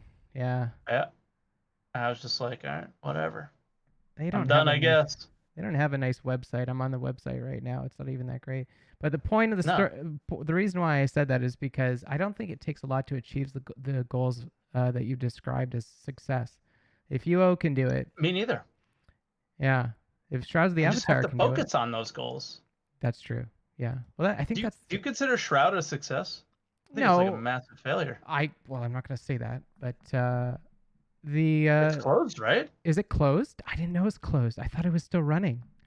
I think it's No. closed, dude. I swear to God, I got a guy on my stream who still plays it. If anybody out Okay, there is okay. aware of Soda, Yeah, State of Soda right now, please speak up. I just heard through the grapevine that it was closed, so Mhm. I it mean, I don't probably isn't. I don't consider it a success by any means, but I'm always fascinated by the fact that there's always somebody out there who wants to play these games. Like there's always an audience to a certain degree. So Yeah. whether it's 10 million or 20, I guess is the real question. Oh, Well, Red Layer, yeah. what do Sorry. you think it would be? For it to be a success? Yeah. Yeah. I mean, I think, with all the notoriety it's gotta have more than 20. It can't be that bottom end. I would say if the number on the website currently at 2.4 million, I think around Mhm. 2.5. If that gets up to 20 million, then I would say that's a success. Wow, I think you're setting the bar pretty high. I should be because it's a very expensive game. Yeah. Yeah, I I think agree. I think that in 10 years the requirements for hardware will be so minimal this game will run pretty effortlessly, and I think maybe in 10 years from now everybody's going to have a VR headset. So this is just going to be a VR experience. Could be the VR True. experience. Yeah, and when you put it that way, it's 20 million over the course of a long period of time, right? It's not 20 million in the first 6 months Yeah. of the release of the MMO. So yeah, I think that's a lot more fair. I'm talking more about, like, day one it opens, and 6 months from day one, what's the player base look like?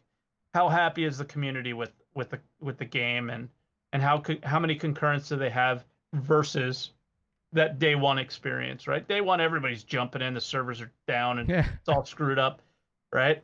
How many of those people stuck around because the experience was that good? You know That's what? what determines success for me. I bet day one of Star Citizen will be butter smooth. I bet it'll set some records for being like the smoothest MMO launch in history. Because by that It could, time, because of all they've been through all the hell this 100%. whole time. Yeah, and I Yeah, mean, even with the patches that we're getting, there is some progression. Like there is some improvement. Although I'm very careful sure. to say that, but it No, hasn't there's been a disaster. absolutely been. Yeah. No, there's absolutely been improvement. There's absolutely been progression. There's no denying that. It just hasn't moved as fast as people wanted it to or expected it to. And um, if they don't focus on gameplay relatively soon, I think they're gonna. I mean, the Reddit is consistently getting more and more angry rather than just happy-go-lucky like they have been in the past, and I think that's the reason why is it's just time to focus. Just time to focus their efforts and money in the right direction, and I believe that's the right direction, and I believe that's probably where most people feel. It's just the visuals are really nice, the locations are amazing. Now let's get something to do in them. It's time, baby. It's time. Let's do it. I'm You ready. you mentioned that they're not coming out with features as quickly as you'd like, but you know what's funny about that is I remember specifically last year when they Okay. added the roadmap or the new updated roadmap, and they're like, these are that's when they put Squadron 42 in for this quarter or next quarter. Yep.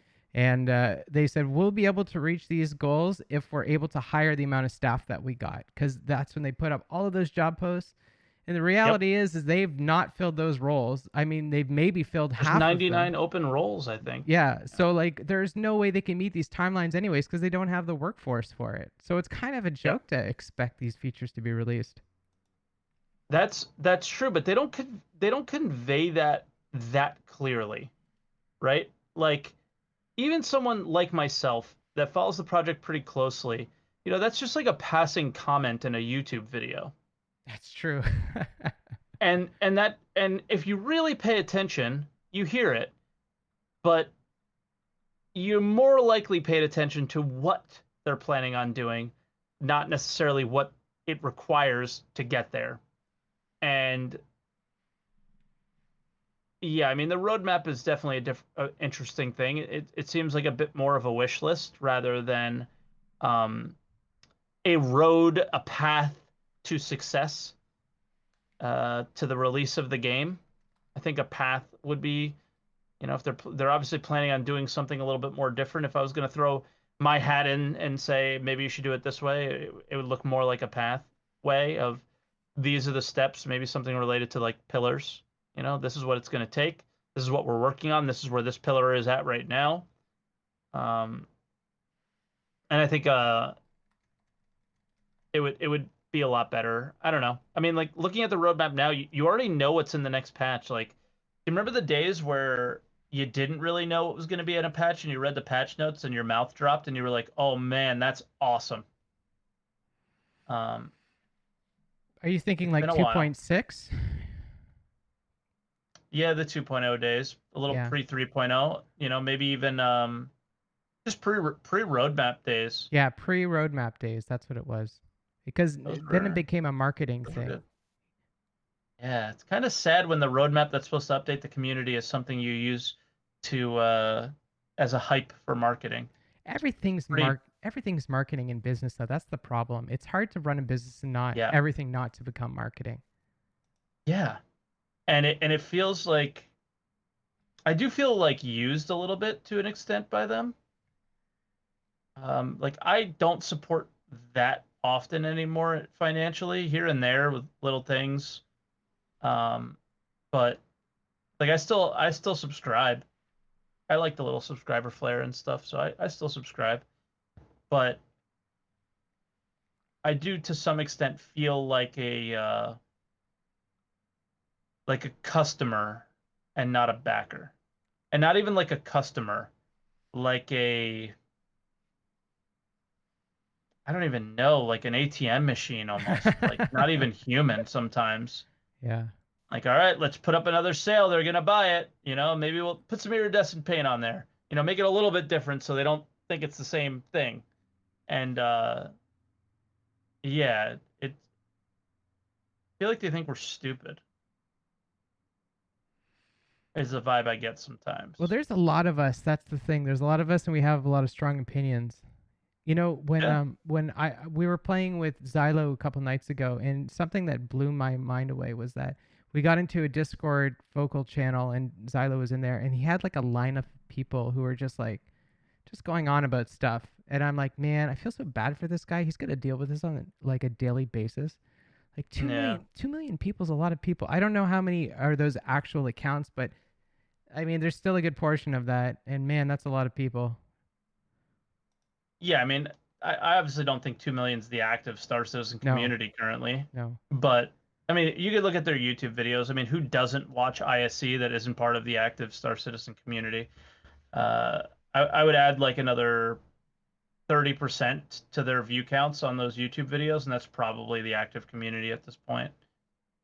And even then, that's a lot of people to deal with, and a lot of people that, again, are not just financially invested, but also are emotionally invested. And who are they going to blame? There's only two people, or three, four or five that are kind of ridiculous. Is obviously Chris, right? Um, Aaron, and then for some reason Sandy and Jared, and then Xylo. Those are the people that if you're upset, those are the people you bark at, Yeah. and it's not really justified. I think Xylo deserves a little. I think Xylo deserves a little bit for the recent post. I don't think it was a good. I don't think it was a good look, but everybody makes mistakes, and owning them is what's important. And I don't think they're owning it right now. And uh, yeah, but you're yeah. To get to the point is, um, we all have strong opinions, and they're not always going to be positive. And I think they need to take that, understand where that passion comes from, and really think about it. I don't think they do. I don't think they know why someone like me necessarily feels the way he does. Um, and you can go the you don't understand game development, you don't understand software development side. And that's obviously there's a big bit of truth to that. A large amount of truth to that is I'm learning more about this every day, and because of that, I'm much calmer about things than I used to be. Like I used to just think like why don't you just do this? Like, well, it's obviously not just doing anything. It's obviously quite difficult to do. Um, I'm more and more understanding each day the more I learn about it. But at the same time, uh, it is a pickle to be in where you need to continue funding by making visually fantastic things that also requires the time of people that would uh, be creating nice gameplay experiences for people, right? Uh, Redlear is suggesting that we just blame Glenn instead. I mean, if he made the jump the first time, Yeah, I know, Star right? Citizen would have released. You know, it's probably his fault. One thing I have to say about Xylo is that after seeing him in person at CitizenCon, I saw him like dealing with an angry person, and man, he's got skill. Like he knows how to deal with these types of people. Like I've seen it in person, and like I've seen bouncers and stuff have this same type of ability, but I swear to God, he's the best person I've ever seen at it. He's just so smooth, and like I see He's him. just a nice person. He He's a is. good person, Yeah. and he's a genuine person. That's all it is. Is he is just a fantastic human being, and like I have no ill will towards him or any of the developers or any humans at the project. None. It's just genuine frustration, and it's I'm just ready to play my game. Yeah. That's all. And I think that's how most people feel. And anybody that is, kind of unruly or nasty to these people is just, they're unreasonable, and they're, they probably have other issues that they need to deal with. And I'm not saying, you know, that they're mentally unstable or anything, but they're, you know, priorities are a thing too in your real life, and prioritizing getting mad about a video game is when you had every opportunity to know what you were getting into, right? There's a Yeah. million warning signs. Um, so if you're mad about like how much you've invested versus what you got, usually do your homework before you buy a car, right? So you should do the same thing for this. Yeah. I'm not upset about any of that. It's I would spend the amount I've spent again if I had the opportunity. That's cool. I Yeah. wanted to circle back and just go to talk about the roadmap for a bit. Do it. Because I kind of feel like we're in a new era of roadmap as of right now. Like the roadmap that we used to have a year ago is much different than the one we have today, just because now we have two or Yes. three features being released instead of 10 features. So, like, I don't know. Do you have opinions regarding that at all? Absolutely. I think this is sort of coming to the what I was talking about with like their community and maybe even a little bit at Xylo, but I think Xylo is just the overarching thing that he's the bridge between marketing and the roadmap and the community, right? And so it's hard not to kind of pin it on him just a little bit, but when I obviously know it's a lot more people than just him.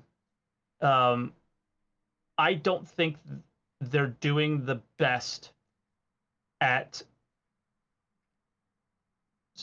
handling our criticism, because it typically comes from the the stance of being rude, being nasty, and calling the game whatever you want, calling the devs stupid. What are they doing? This is, a lot of armchair development stuff.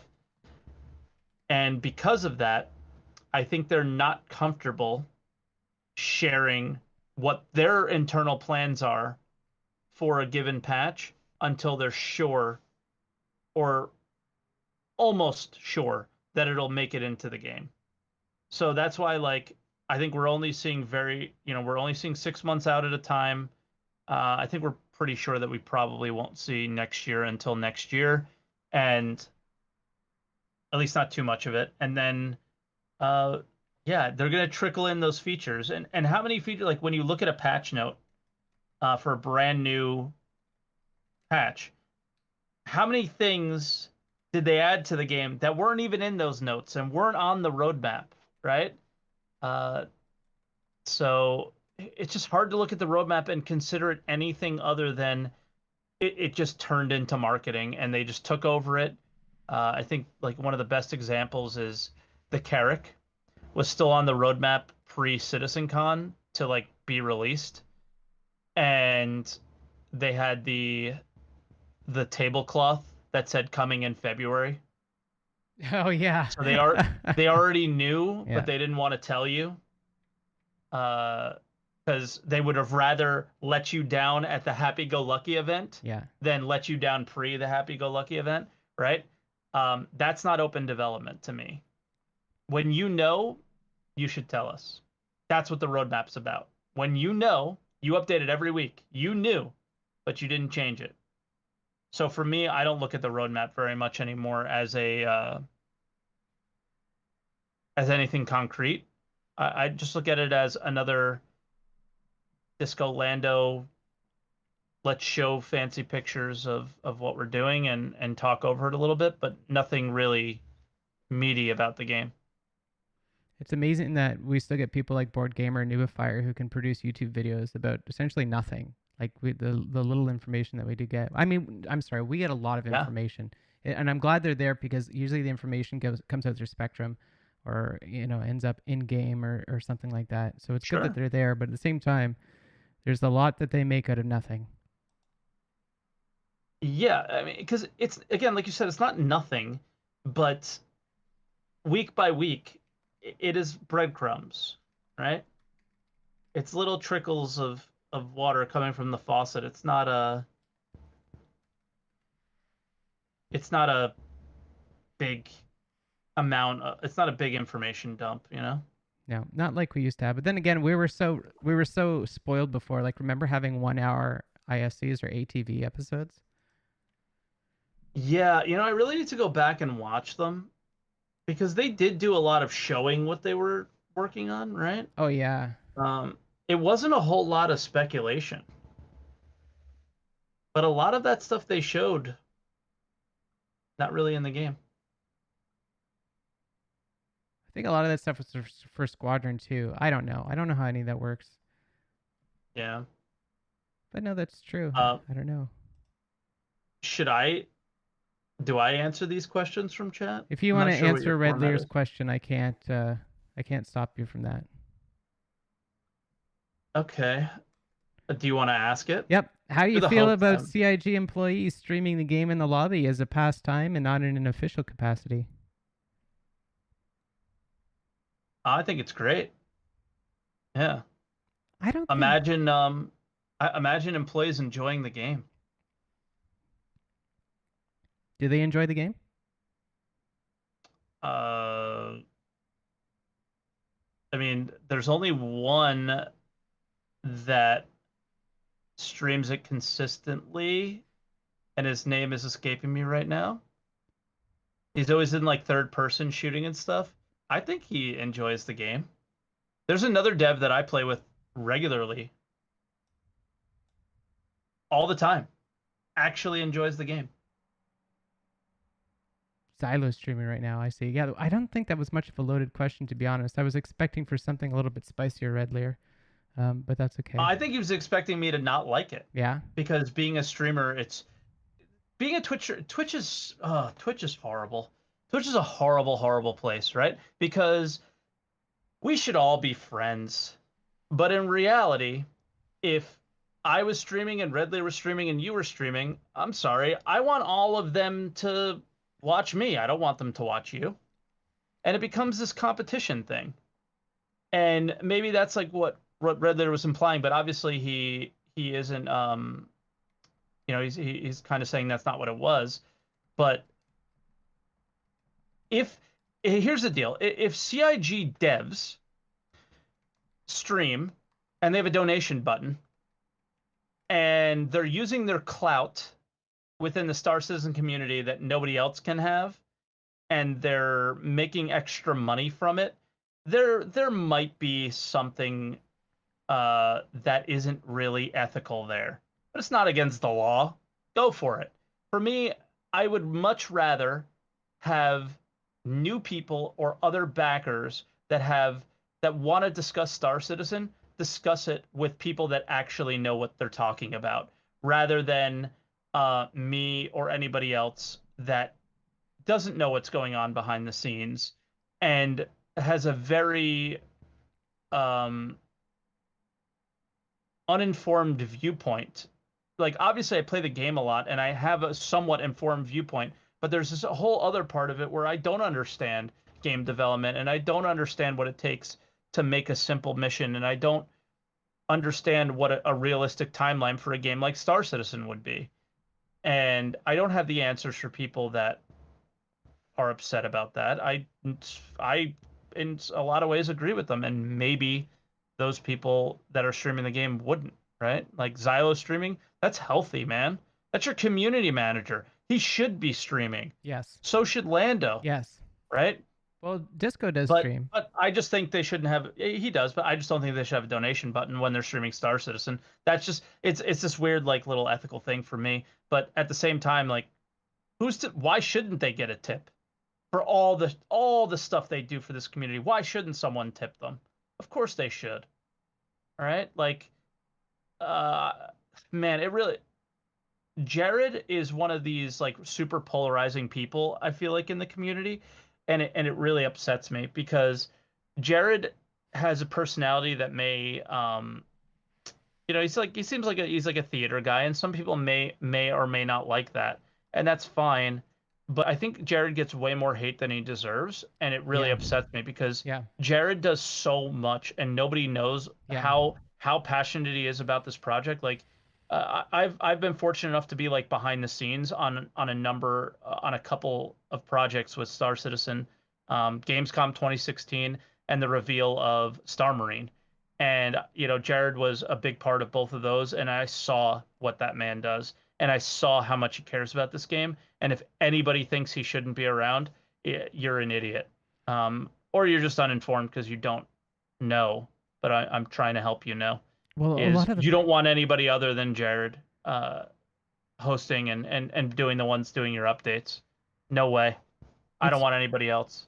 it's really unfortunate that there's honestly nobody else who can do that. Like, unless you're gonna get CR to come up there and talk. I mean, Disco, and he sacrifices so much, and he's been doing that for such a long time now. And I genuinely feel that he's the spokesman of this company. Star Citizen is Disco Lando. He's the community. Like it's so funky because I've said this to Xylo, and he doesn't like it. Um, I don't feel like the community team for Star Citizen is your standard community team. Uh, they're I don't know. Like Xylo doesn't even come on camera. He does interact with obviously like backers and stuff. Like you've played with them, I've played with them. He's great. It's different. Where Jared is more in that in a way is in that community management role, where he's the one updating us on where the project is. Where I'm not 100% sure what Xylo does on a day-to-day basis. I know what Jared does. Um, like Xylo's obviously doing a lot of Spectrum stuff, and he's popping in on Twitch and hanging out. He's like more on the in the trenches in terms of I don't know, like for an election, he feels like one of those guys putting signs on people's grass and stuff. Like he's out there doing the grunt work, but Jared is the spokesperson. Yeah, I kind I of think want that's to a good way to put it. I kind of want to go back to the whole Twitch streamer, video game streamer kind of thing. Okay. And you can tell me if I'm totally batshit crazy when I say this, but I don't really feel a sense of competition between us as streamers. I know I'm a much smaller streamer than you and a lot of other people out there, but I don't think anybody from my streaming cohort would ever watch your stream. I don't think they'd ever watch Red Layer's stream either. I mean, it's a pretty distinct form of entertainment, and I think Red Layer's Yeah, is quite distinct as well. So, sure. I think as a streamer, you definitely and even on YouTube to a sense is your if you put your personality out there and you're yourself, you're going to surround yourself with people like you. And people that aren't like you aren't going to enjoy being around you, right? Or people that don't agree with you. But if it depends on what your goals are with Twitch, right? So if your goal is um more casual and more like I'm just here to hang out with some people and enjoy my time, sure. And I think everybody should start that way. But when you do start making money and then you can and you do have a passion for this, like I will tell you this is I originally went into this because I was like, oh wow, um, look at Soda Poppin'. He's making so much money. That's crazy. And then I streamed for a little while and yeah, I didn't make any money and it didn't work out.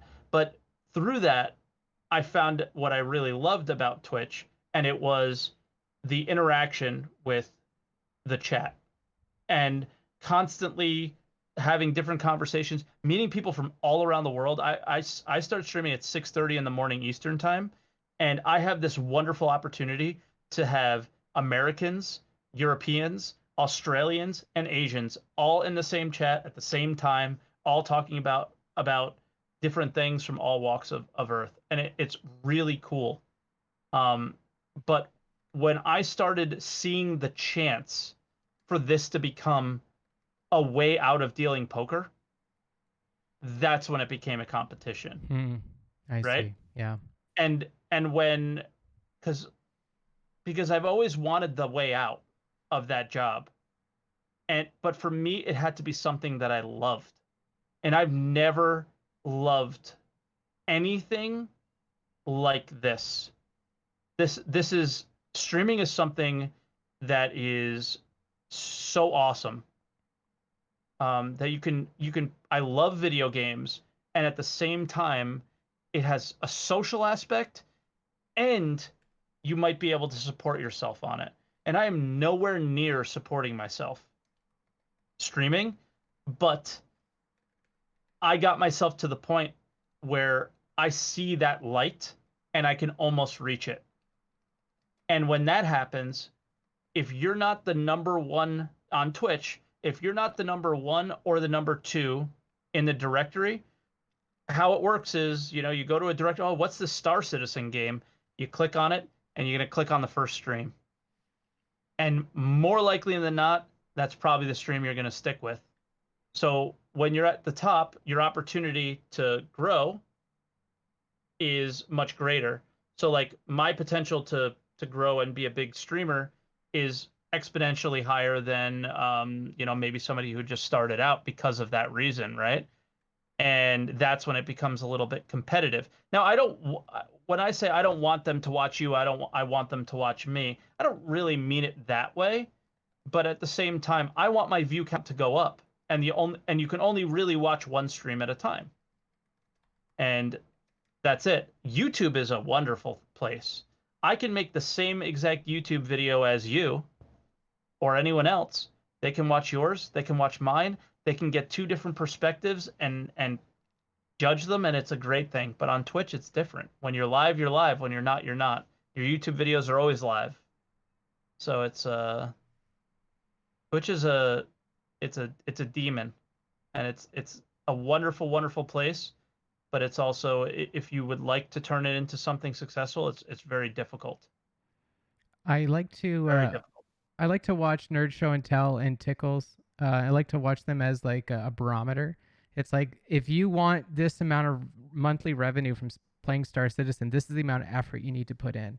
And like when I start seeing Huh? Nerd Show and Tell's effort go down because the community of Star Citizen is at this point where they're free to buy subscriptions, then I'd say, okay, now maybe we should start looking at spending more time into this or investing What more do you mean by resources. that? Which, sorry, what do I mean by what? The subscription part. I Like don't know what you meant by that. subs. Like subbing to him. Yeah. Oh, Well, like okay. just people watching him.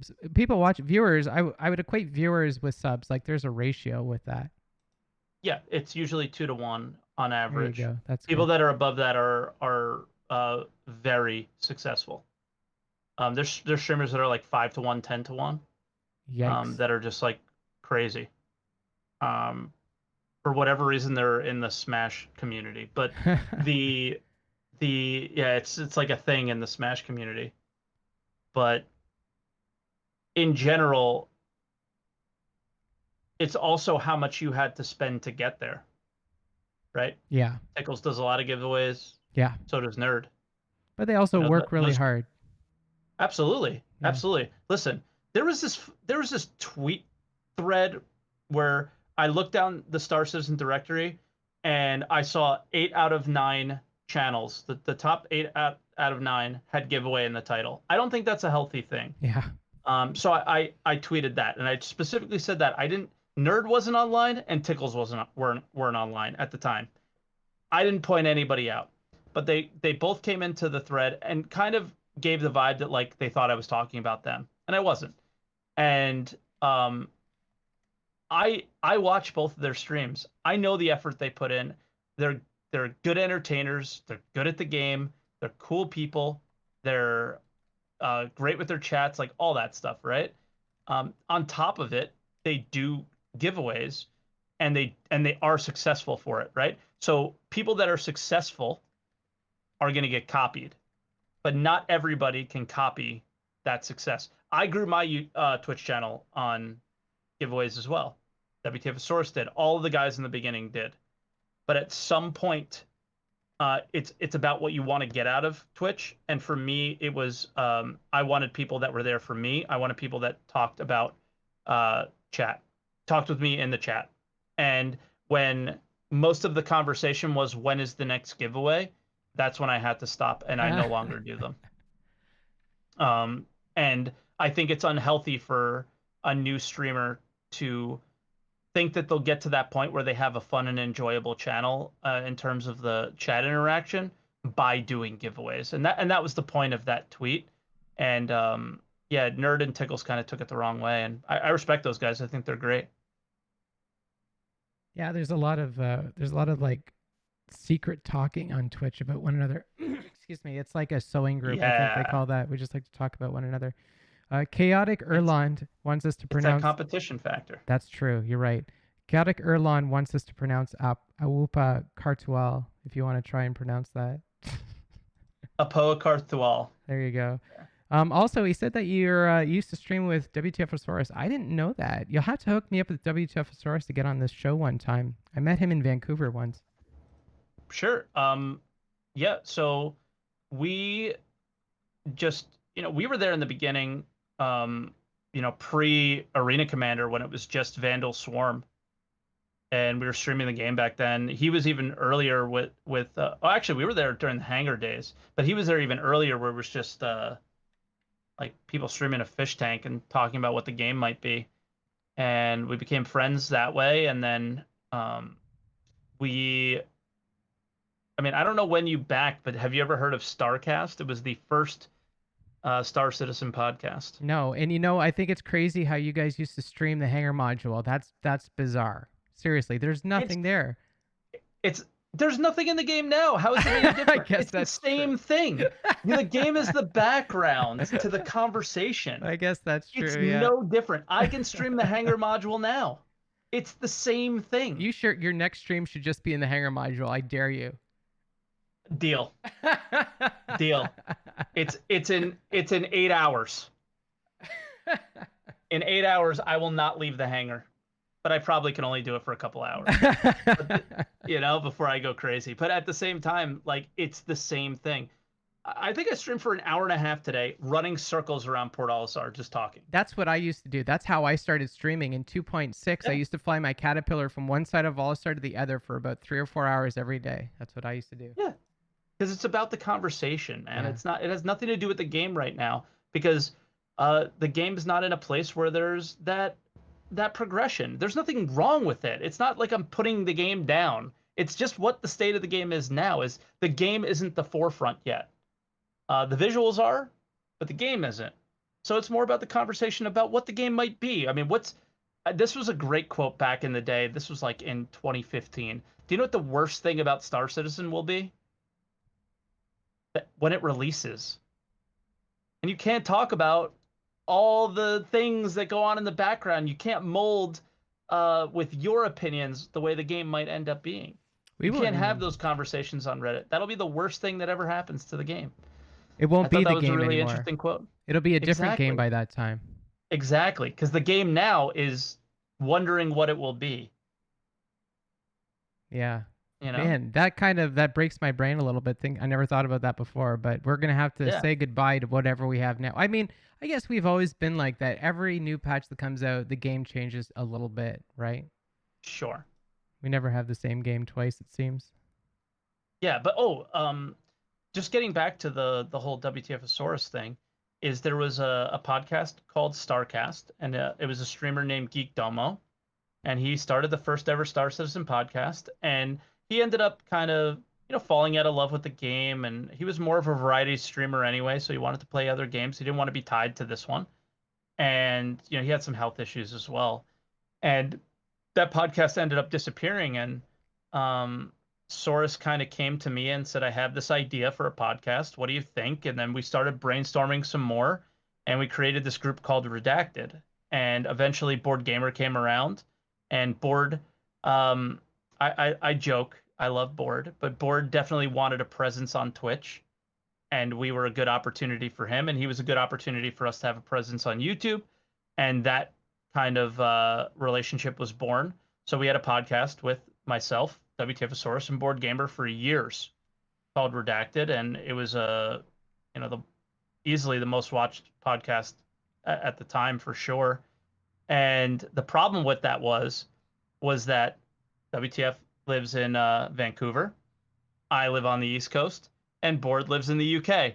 So we are spanning insane amounts of time zones, and we couldn't get together and commit to anything anymore. Like my life started changing. I met my wife, and I wanted to commit to my stream times, which were early in the morning, and then I wanted to commit my life for the rest of the day. And whether it was going to work or spending some time with her if I could. And I just couldn't commit to that podcast anymore. And that's kind of where Redacted started, uh, you know, going down the wayside. And then we're all kind of doing our own things now, but we're all still very good friends. But yeah, I mean, that's how we met, was just the early days of streaming. There Fair were enough. only a few of us. Yeah. Yeah, I know. Now Well, there's hundreds. well, yeah, there's so many now. Well, it was harder back then. There's really nothing out there. But you have Yeah. to hook me up with WTF I'd love to get him on the show one time, and it's tricky at times. We are at 2 hours. We're past 2 hours though, so I guess I wouldn't mind wrapping this up. Um, I did want to know. If you want to go a little longer, I'm okay. Yeah, well, It's up to you. yeah, well, Astropub's doing his bartender thing right now, so I might want to sneak into that. But All right. I'm curious to know, what do you have planned for the future? What do you got? What's the next 6 months look like for you? Oof. Well, the next 6 months doesn't look very exciting in terms of Star Citizen updates, right? We had clearly server meshing's getting pushed to next year, and um, for me, it's just cruising. It's somehow coming up with ways to make the game more than what it is. And how I've been doing that lately um, is my org. I made a little org as sort of a joke, and it's turning into something a little bit more serious. And I've been enjoying the heck out of it. It's called 30K Inc. Because when people at 30K is incoming, they type 30K INC, so it's 30K Incorporated, and we are like an economy org, and yeah, so we kind of turned it into this company that we profit share and all this stuff. And so we've just kind of been working on that and making it kind of fun and interesting. So that's what we've been doing lately. That's cool, man. And I think, yeah, I mean, think that's going to be my focus as far as like what I do with Star Citizen, and obviously I've been really focused on my YouTube channel lately. Is something that I've become really passionate about. Making YouTube videos, there's something really rewarding about it. Um, it's a bit more art than streaming is, and I'm starting to kind of get passionate about that too. And you do a really good job in Answer the Call. I wanted to mention that to you earlier, by the way, but I wanted to Thank you. pass you a compliment for Answer the Call. You do a good job I with it. think Thank you. I think that show's really important because I think um, that a lot of podcasts are people that are prominent within the community or whatever, and they sit here and they talk amongst themselves, but they'll take questions from the community and stuff like, but it's like this separate side thing where I think community members that don't have a platform are just as capable of being a part of the conversation. They just don't have that platform. So I thought Answer the Call is a great way to provide that platform for people to come on the show and share their opinions about whatever topic we're talking about, and use the platform that I've been super fortunate and super lucky to have, and now I can kind of hand it out to other people and give them an opportunity to be heard, because it is really hard to be heard, especially on Twitch, and even more so in the sea of Reddit posts and Spectrum posts. And I think it's really healthy to have conversations with people that disagree with you as well. Most of the time, I start the show with one opinion and end with another, because other players come on and explain to me and convince me otherwise of whatever I'm feeling at the time. That's funny because one thing I've noticed about you over time is that you're getting less and less salty. So it's like your the opinions are being thrown at you and you're kind of absorbing them, I suppose. Yeah, I respect them, you know, Yeah. and if you really listen to people when they speak, I think that's what I still tend to interrupt too much. Like I've even done it on this show more than I would like to, and I think I've just become this. This is definitely because of my wife is becoming a better listener. Hmm. Uh, yeah, but I'll never rebrand. No, never rebranding. Oh, what do you mean? Like you're not going to be salty Mike anymore? You I'll don't want to always change be that branding? salty, Mike. Yeah. Never changing that branding, because I still am passionate, and I still see the world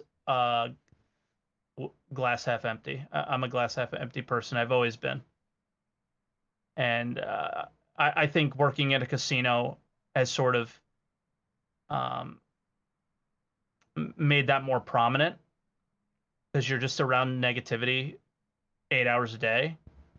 Plus, I mean, I worked 12-hour shifts before the Wow. pandemic. Wow.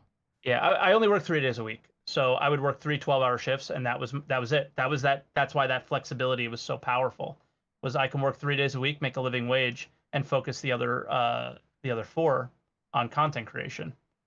So um yeah, I mean that negativity definitely comes from somewhere, and it's hard to it'll never go away. I am who I am, and I'll always be who I am.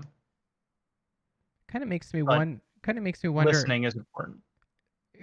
kind of makes me wonder if because your job at a casino is affecting that outlook, like maybe it makes you a bit more salty than had you not been working at a casino. Makes me wonder if Yeah, and I'm like spending a lot less time there, and I'm a lot less salty now. yeah. Weird.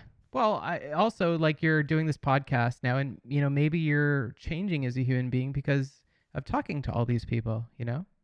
Yes, I think Answer the Call was a big eye opener, right? Because I talked about the Redacted podcast a lot, right? Yeah. Like that was a pretty big echo chamber. Mm. I think there's a lot of echo chambers within the community, and it's not healthy. It's not healthy at all. Is whether you're a diehard in love with this game and Chris Roberts can do no wrong, and you surround yourself with people that feel the same way, that's not healthy. And the same in the same way where if you're, just absolutely wanting to tear this thing down, and then everywhere in between, just sitting in those echo chambers and not hearing other people out, um, and discussing your differences on viewpoints in anything in life is just not healthy. And uh, I've always been immature, and I think I'm just gradually becoming an adult, even at my older age. Is probably what it is. I'm more like 29 now in terms of maturity level, It's going and down, is it? just growing up. No, I'm 35 years old, but I was like 4 years ago. I was probably acting like a 17-year-old, Yeah. and Gotcha. I think I'm just growing up a little bit. Is really what it is, and just the more information you have, the easier you are to formulate um, more realistic opinions. And these days, I have a lot more information than I had in the old days because I was in my little echo chamber, right? That's true. Yeah. Yeah. Your first episode, Answer the Call, I see, is September 23rd, 2018. Do you remember that? Oh, I'll never forget You it never because forget your that was a first episode? What was it like? well, it wasn't it wasn't a planned thing. Board Gamer came into my Twitch chat, and I was like, "Hey, do you want to like just talk in Discord? That'd be easier." And we just started talking, and I was like, "Well, the Redacted podcast stopped. I really enjoyed that, but I'd prefer to do it on my time."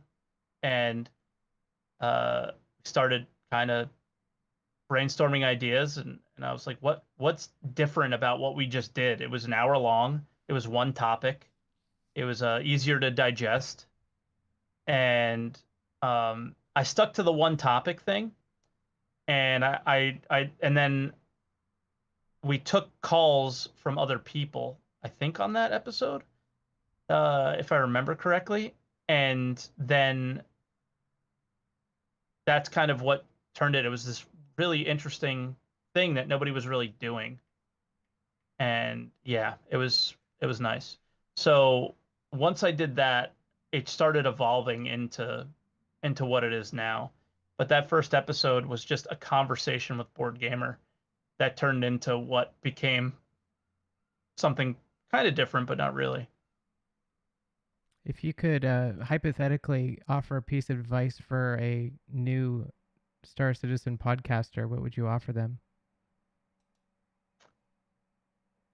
Oh, um, I think do what you're doing. Like you you you messaged me and said, "Do you want to have a conversation?" I would be too scared to. I actually am too scared to still. There's Whoops. a lot of people. Yeah, there's a lot of people that I would love to talk to on Answer the Call, and I never ask them because I don't know them. Mm. I'm a very like I may not. It's easy to sit here and talk to you via webcam, but if we were in person, I'd be a lot more shy. Um, so the social situations for me have never been that easy. So trying, especially with somebody I don't know, once you get to know me, I'm a lot more comfortable. But the reaching out to someone that I don't know and the fear of rejection is something I've always had. So uh, yeah, I think you're doing something really good with just reaching out to people and saying, "Hey, do you want to have a conversation about the game?" And about yourself, which I like, uh, is that you focused on the person, which is really cool. But I don't know if I was going to give one bit of advice is just don't give up. Mm. Post on YouTube, which you do, because obviously it's just a better format on YouTube. They can pause it Yeah. and come back to it later and Yeah. stuff. Because long format stuff's pretty tough. Yeah, that's true. But yeah, because the whole thing is collaboration is the best. solution to wanting to be heard and to wanting because you put effort into this, right? Like the whole thing about content creation is, of course, you want more viewers to watch your stuff because you put a lot of effort into it and you care. And if you care, uh, interacting and networking with streamers that are larger than you. I hate that way It's of true though. thinking. Yeah. It's It, true, but it is yeah. true. Will there's members of my community that are here watching your show now that may not have been here in the past, and that's the way to do it. And there's one thing that I think is really cool that I saw. It was a suggestion from one of the members of my community that some other podcaster did is that when he goes on other people's podcasts, he has a playlist on his own channel of their YouTube videos. So you create a playlist of videos that are not your own. Hmm. And so, when this goes up on YouTube, it'll be in that playlist called appearances. And if people wanted to see me on another show, they can. And I think that that's a really healthy way of collabing. That's a good way to do it. Yeah.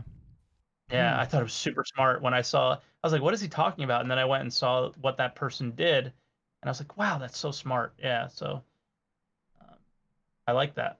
And that's why when you reached out to me, I only had 3 or 4 collaborations besides the old redacted podcast. And I was like, I gotta, I gotta do more. So the second you reached out to me, I was like, any opportunity to talk about this game, I'm in. It just, yeah, we would have been starting like now.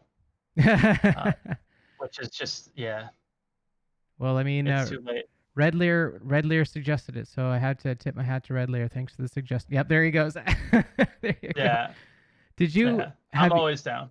have you had you've had people who have turned you down to being on the show before? No, No. but Okay. I never asked them. Oh, I see. Okay. I I am I only I stay like if you look at the guests that come on the show, it's only my friends. Only recently have I reached out to people that I didn't know, Okay. but I reached out to them through my friends, similar to what Red Lear did. Like Red Lear said, just ask, right? Um, and yeah, like I had Space Cutlet and Moist Noodle. I knew Moist Noodle. I didn't know Space Cutlet, but I really wanted Space Cutlet on the show.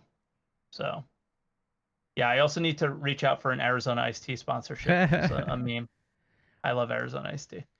I definitely want to talk It's to my favorite. I want to talk to Space Cutlet one of these days because he talked about being a UO PKer up in Brit Graveyard, if I remember correctly.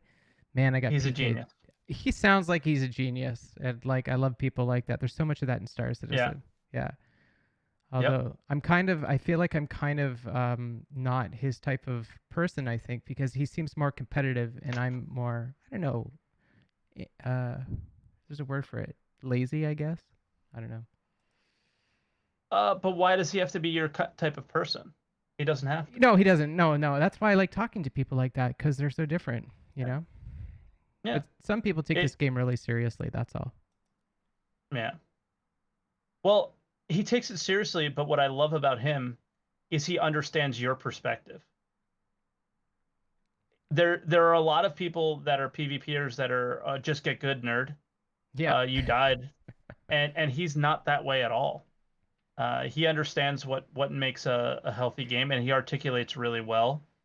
And I think he would be a great conversation to have. Totally. Could I I just call? don't know if he'd be awake at this time. That's true. Yeah. Could I call him a meta player? Would that be accurate? A meta player? No. I would call him a hardcore player. Hardcore. Yeah. Yeah. I mean, I think hardcore players use the meta, but they're also um, they use every game mechanic available to them to have an advantage, but also to have fun. And just because his fun is different than your fun doesn't mean it's not important. Yeah. Doesn't mean it's not valid. No, that's true. No. PKers and UO, they just seem like a bunch of jerks, right? But they're part of the game too. Yeah. Yeah. Man. UO had all colors of the spectrum though, because there were some PKers that were jerks, and maybe some Of course. people who may be like terrorists or homicidal people who were PKers as well. But on the other end of the spectrum, I knew some Care Bears that were probably unhealthy as well in certain Of regards. course. So Absolutely. The video games are definitely, they can be very healthy, but they can also be very, very unhealthy, depending on the type of person you are, your mental state, your mental health, and many factors, right? So too much of a good thing is always going to be a bad thing. Yeah. man, that's perfect. I have to end the episode on that because I can't possibly end it on a better note than that. So Fine. is there any like icing on the cake? Is there anything I might have missed that I should have plugged? Oh man, we no we went from the UO days to the redacted days. I think we hit the whole spectrum. Yeah. Well, you can always come back here and talk UO. That's definitely welcome. And I really hope you'll take up that offer about coming to the Second Age server, even for like 5 or 10 minutes. Well, maybe longer than that. It takes about 20 minutes to set up.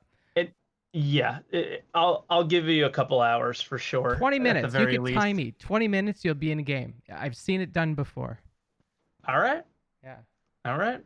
I'm gonna take you up on it. You have my Discord. Let's keep that conversation going. Nice. Awesome. I'm gonna listen. I'm hard to get to like pull time out, but Understood. Yeah. on a night like tonight, instead of a like a time around now, I could stay up for an hour. I can carve out an hour and play some UO, That's good. Looks like Red and then Deer's maybe in the that hour game. turns to 2 and 3 and 4. I don't know. There's a saturation point in UO. You can only take so much of that. I took 10 years, That's something true. like that. Yeah, more than that. You know I what's lasted until 1999 to 2018. that's such a long time. Yeah. You know what I find funny about UO now is that like I really don't get excited for Star Citizen. I don't get like anxiety or anything. I feel like so dead in my soul when I play Star Citizen. But when I play UO and I die in a dungeon and I'm like, oh crap, I have like 5 minutes to loot my body and get res and all this, and I'm like, my heart is pumping, man. I gotta go. Risk, risk, risk. That's the problem with the game. I mean, that's the main theme of 2019, or excuse me, 2020 is yeah, it's dead. There's no emotion in the game. And you hit the nail on the head there. Soon Is those TM. That's the difference. Yeah, Soon of course. TM. I believe they'll eventually put it in, but they I just want to see them focus on it, and they will. All right. Well, let's wrap that up there. And I want to just thank everybody who watched the stream today. And thank you so much, SaltEMike, for stopping by and having a chat with me tonight. Anytime. I hope you'll come by again, and we'll have another chat. I would love to. Absolutely. We're having Headshot on or Dead Horse next week, guys. So be sure to check that out. That's going to be again 8 p.m. Pacific. And I'm going to move you guys off to Carbon Tales next. So stay tuned for that. Husband and wife streaming duo. So thanks again, Cool. guys. Bye.